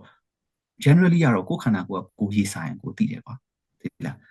းအဲ့တော့နောက်တစ်ခါကိုရှူကနေပြီးတော့သိနိုင်တယ်နောက်ကျတော့အဲ့လိုမျိုး internet မှာအဲ့လို social media တွေမှာရေအရန်တောက်ဖို့ advice ပြီးတော့ဘယ်လိုဖြစ်လဲဆိုတော့တချို့ကျတော့အဲ့ရေတောက်တော့လည်း obsession သွားတယ် obsession သွားပြီးတချို့ဆိုလည်းအဲ့လိုဘူးအကြီးနေတောက်ဟုတ်တယ်သူတို့ရဲ့နေ့စဉ်အလုပ်ကဘာလို့လဲရေတောက်တယ်ရှူပေါက်တယ်ရေတောက်တယ်ရှူပေါက်တယ်ဒါပဲအဲ့တချို့မှာဆိုလို့ရှိရင်ကျွန်တော်တို့အဲ့ယောဂါကိုရှိတော့ psychogenic polydipsia ဆိုရှင် polydipsia ဆိုတာရေအများကြီးတောက်တာ psychogenic ဆိုတာဒီစိတ်ကြောင့်မို့ရေအများကြီးတောက်တာမျိုးရှိတယ်အဲ့လိုကျွန်တော်တို့ခန္ဓာကိုယ်ကလည်းဘယ်လိုလဲအဓိကပြောရင် sodium ရှိတယ် potassium ရှိတယ် chloride ရှိတယ်ဒီ urea creatinine ဒီ electrolyte တွေမျိုးစုံရှိတယ်အဲ့ဒီဟာတွေကလည်းတကယ်တမ်းကဒီ SAR level တွေကတော့ balance က quite tight ဖြစ်ရတယ်ဒီအကုန်လုံးကနည်းနည်းလေး delicate ဖြစ်တယ်ဗျာ number တွေအကုန်လုံးကဒါပေမဲ့ရေတွေအများကြီးတောက်တဲ့အခါမှာကျတော့ဒီစားတဲ့ကိုရေများထည့်လိုက်လို့ရှိရင်ဘာဖြစ်သွားလဲစားတဲ့ကနေသွားတယ်ဟုတ်တယ်အဲ့ဒီမှာလည်းပြဿနာရှိနေတယ်ပြောချင်တာတန်စေးလွန်ပေးလို့ပဲပြောချင်တာ exactly တန်စေးလွန်ပေးချိန်ပြီးပဲတောက်လို့ဆိုတော့အရန်အများကြီးတောက်လို့လည်းမကောင်းဘူးအရန်နည်းနည်းတောက်လည်းပြဿနာရှိတယ်အဲ့တော့အလွယ်ဆုံးနည်းကတော့ကိုယ့်ရဲ့ shoe ကိုကြည့်တယ် shoe ဝါလို့နည်းနည်းလေးပို့ပြီးတော့တောက်လိုက်ရေးတော်တော်စားနေပို့ပြီးတောက်လိုက်နောက်ခါကြီးမှဆိုကျွန်တော်နှာခမ်းတွေအား6လိုက် winter ဆိုလည်းပို့ဆိုလို့နှာခမ်းဘာညာ6လာပြီဆိုလို့ရှိရင်တော့ဒါကလည်း sign of dehydration ဖြစ်နိုင်တယ်အဲ့တော့ပုံမှန်ဒီ lip balm ဘာညာ3နာနဲ့ပြင်ရေပို့တောက်လို့မျိုးဆိုဆင်ဖြစ်တယ်ဒါပေမဲ့အရန်သွားပြီး8လီတာ9လီတာ10လီတာတောက်စရာမလိုပုံလိုက်ကြည့်ခိုင်းအဲ့ဒါပြောဟိုဒါတီးကဟိုကျွန်တော်တကွာနည်းနည်းဆက်မိလို့မေးတယ်ဆိုတော့ electrolyte ဆိုတာကြားလိုက်လို့ပေါ့နော်ကျွန်တော်တို့ရုံးမှာဟိုတနေ့ကဗာလဲဒီတော့ flavor water ပေါ့နော်ဒီမှာ flavor water အရှိတာကျွန်တော်ပေါ့ပထမဆုံး UK ရောက်မှမြင်မှုက flavor water ဆိုတာအဲ့လိုအဲ့ဆက်ကြီးရောက်လာပေါ့နော်ဟိုရုံးကလူတွေတော့ပေါ့သူကကိုစီကကြိုက်တာနဲ့ဆက်ပြီးတောက်လို့ဥမာ strawberry နဲ့ lime နဲ့ဆက်ပြီးတောက်ချင်လို့အများကြီးกว่าအဲ့လိုလုပ်လို့ရတယ်ပြီးတော့အဲ့ထဲမှာ electrolyte ဆိုတာလေတထက်ထည့်လို့ရတယ်ပြီးရင် water မှာ sparkling water ဘာညာရှုပ်ရှက်ခံအဲ့ဒါလည်းရှိတယ်နော်ဟိုပြီးတော့ extra sparkling ဆိုတာလည်းရှိတယ်အဲ့လိုကြိုက်တော့ function နဲ့ရွေးလို့ရတယ်ပြီးရင်တော့ vitamin boost ဆိုတာလည်းရှိသေးတယ်ကိုစီအဲ့ဆက်မြင်ဘူးလားမသိဘူးကျွန်တော်ဒီမှာတော့ဟိုဖြစ်ဗီဒီယိုလေးထည့်ဟိုပုံလေးထည့်ပေးလိုက်ဆိုတော့အဲ့ဒီဟာကကျွန်တော်မေးချင်တာအဲ့ကျွန်တော်ဟိုရုံးမှာအဲ့လိုမျိုးရောက်လဲရောက်တော့ဘာကိုကျွန်တော်တို့ပြောလဲဆို electrolyte ကိုတဲ့များတောက်လို့ရှင် brain damage ဖြစ်တယ်လို့ပြောလို့အဲ့ဒါရောဘယ်လိုမျိုးပြောချင်တာလဲနားမလဲလို့ဒီရေထဲကို electrolyte ကျွန်တော်ထည့်တောက်တာဗျာဟို electrolyte ဆိုတဲ့ဟာတွေခလုတ်လေးနှိပ်ပြီးထည့်တောက်တဲ့ခါကျရင်နည်းနည်း brain ကိုထိတယ်လို့ပြောလို့အဲ့ဒါရောတကယ်လားဘယ်လိုမျိုးလဲအဲ့ဒါအဆိုးဆုံး case တွေမှာဆိုဖြစ်နိုင်တယ်အဲ့ဒါကဘယ်လိုလဲဆိုတော့ပုံမှန်ကတော့ဓာတ်စားရည်တောက်တယ်ပါညာဆိုကျွန်တော်တို့ဒီ wind shot လို့ရှင်တောက်တယ်ကွာနောက်တစ်ခါဒီချွေးရန်ထွက်တဲ့ဒီအပြေးသမားတို့ဒီအားကစားသမားတွေတောက်တယ်ပုံမှန်ကလည်းကျွန်တော်တို့ခန္ဓာကိုယ်ကြီးကတကယ်ပြောရရင်ပြောတယ်ဒီဆေးပညာတွေမထွန်းကားခင်နှစ်ပေါင်းထောင်နဲ့ချီရလူတွေကပုံမှန်တိုင်းနေတာလူတွေကဒီတိုင်း fine နေဆိုတော့ဒီကြောက်ကတ်တွေအသေးတွေဒီသွေးရလဲအကုန်လုံးသူ့ဟာသူ normal physiology ကရှိပြီးသားတခုခုများနေပြန်ပြီးတော့ short ချအောင်တော့ခန္ဓာကိုယ် function တွေကပါတယ်ဒါပေမဲ့ electrolyte တောက်တာကျတော့အပြင်ကနေပြီး extra လေအာယွန်တွေထပ်ပြီးတော့ထည့်တာအဲ့ဒီခါမှာဟုတ်တယ်ဒီလူကြီးပိုင်းတွေမှာဒီအာယွန်တွေ electrolyte တွေပြန်ပြီးမညှိနိုင်တဲ့အခါမှာဟုတ်တယ် sodium ဘာညာတအားများတယ်လို့ရှိရင်အုံနောက်ထိနိုင်တယ်ဆိုတာဟုတ်တယ် it's true အဲ့တော့ဖြစ်နိုင်လို့ရှိရင်လေသိလားကိုအစားတောက်ထဲမှာလည်းလိုအပ်တဲ့ electrolyte တွေပါတယ် mostly ပါပြီးသား electrolyte ကမလိုလို့ရှိရင်ထပ်ပြီး boost ရမလို့ပေါ့မလိုရေပဲတော့ maybe vitamin ဘာညာတော့ဟုတ်တယ် vitamin ကတော့စားတော့ကလည်းပါတယ်ဆိုပေမဲ့ဒီကနေ့တိတ်မလုံးတော့ဘူးကျွန်တော်စားနေတဲ့တည့်တဲ့အတိုင်းဆောပြောလို့ပဲဒီ process food ဘာညာနဲ့ပြီးတော့စားရင်သူတိုင်းကတော့အသားတွေအသီးတွေအရွက်တွေအကုန်လုံးစုံပါခြင်းမှပါတော့ vitamins ကတော့ maybe ထည့်ရင်ထည့်ဒါပေမဲ့ electrolyte တော့ flavor ဆိုလည်းဘာ flavor တွေလည်းမသိဘူးအဲ့လို sweetener မျိုးစုံရှင် sweetener တွေရတယ် again အဲ့လိုကြားမှရတော့ကတကယ် ideal မဖြစ်ဘူးအဲ့တော့အကောင်းဆုံးကတော့ရိုးရိုးပဲတော့တိတ်မရှိမကွန်းနဲ့ဟုတ်တယ်ခုဟိုဟာကျွန်တော်ဒါကတော့ကျွန်တော်ဆိုတော့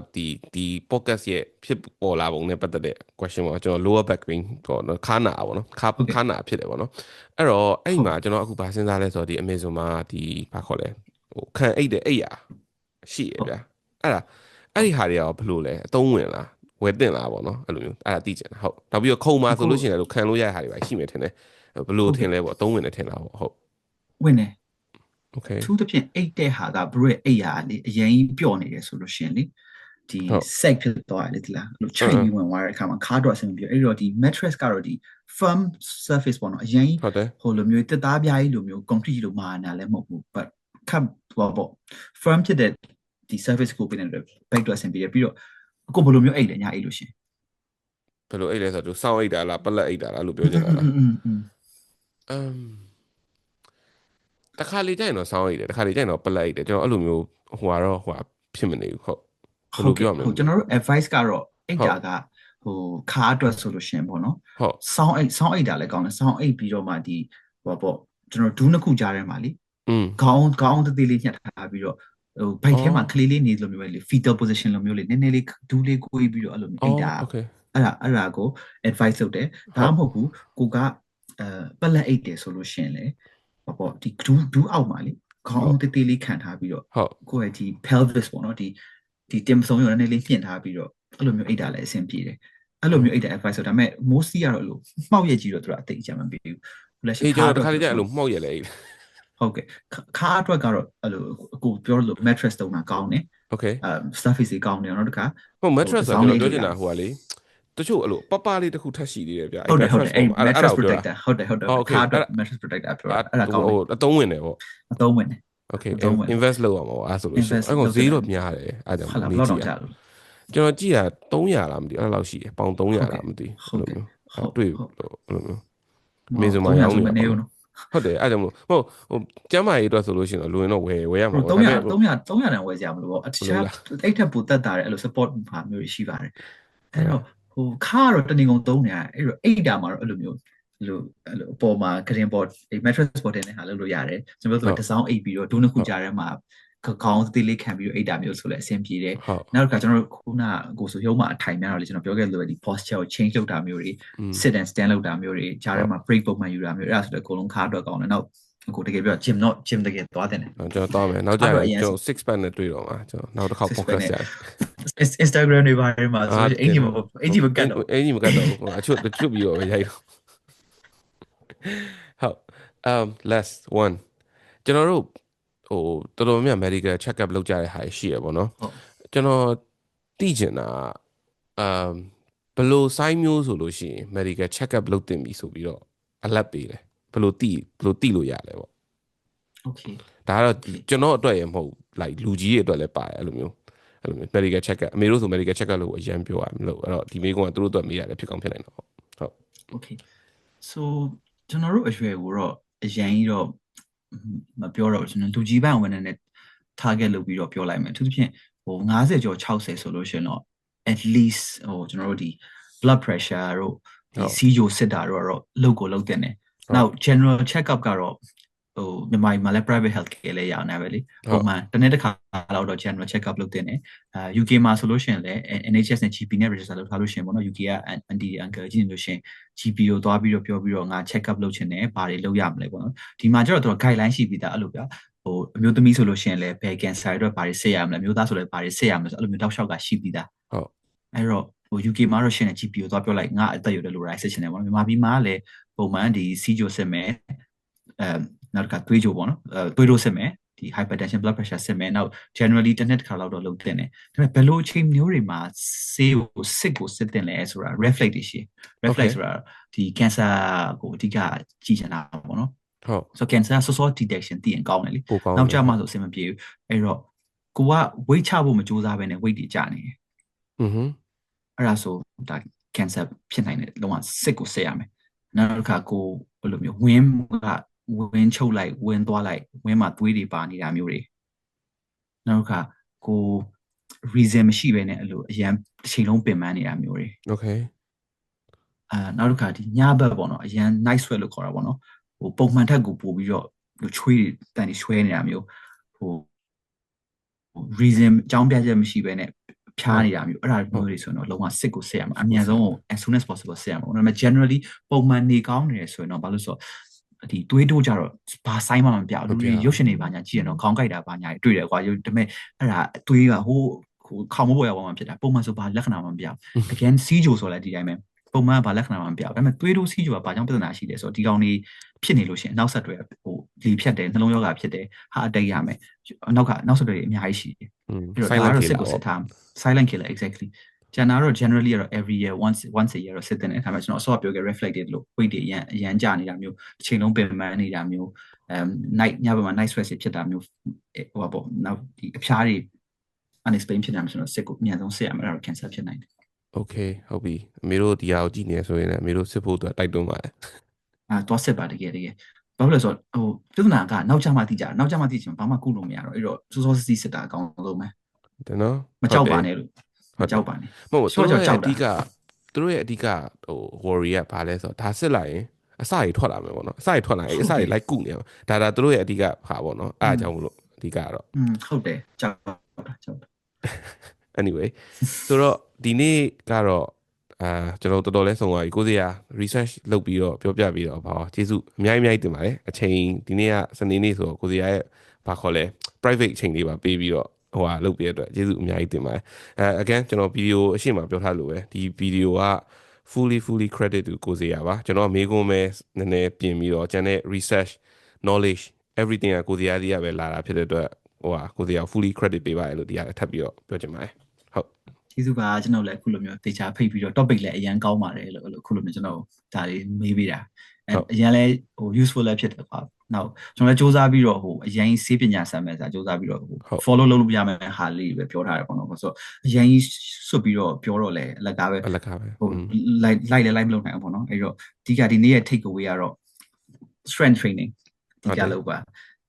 ထိုင်များလည်းစူးစမ်းပြီး position လေးပြောင်းပြီးတော့လုပ်ပါထိုင်မယ်ထားမယ်လမ်းလျှောက်မယ် and then စူးစမ်းပြီးတော့ process food တွေ short ပါဒါတွေအကုန်လုံးကျွန်တော်လည်းလာမယ့်နှစ်မှာပို့ပြီးတော့လုပ်ရမယ်ရတယ်ပေါ့နော်အကုန်လုံးလည်းစူးစမ်းပြီးတော့2026 goal ပေါ့ goal ပေါ့ yes okay ကျေးဇူးပါ bro ဟုတ်ကျေးဇူးပါအဲ့ဒါဆိုကျွန်တော် record အန်လိုက်တော့မယ်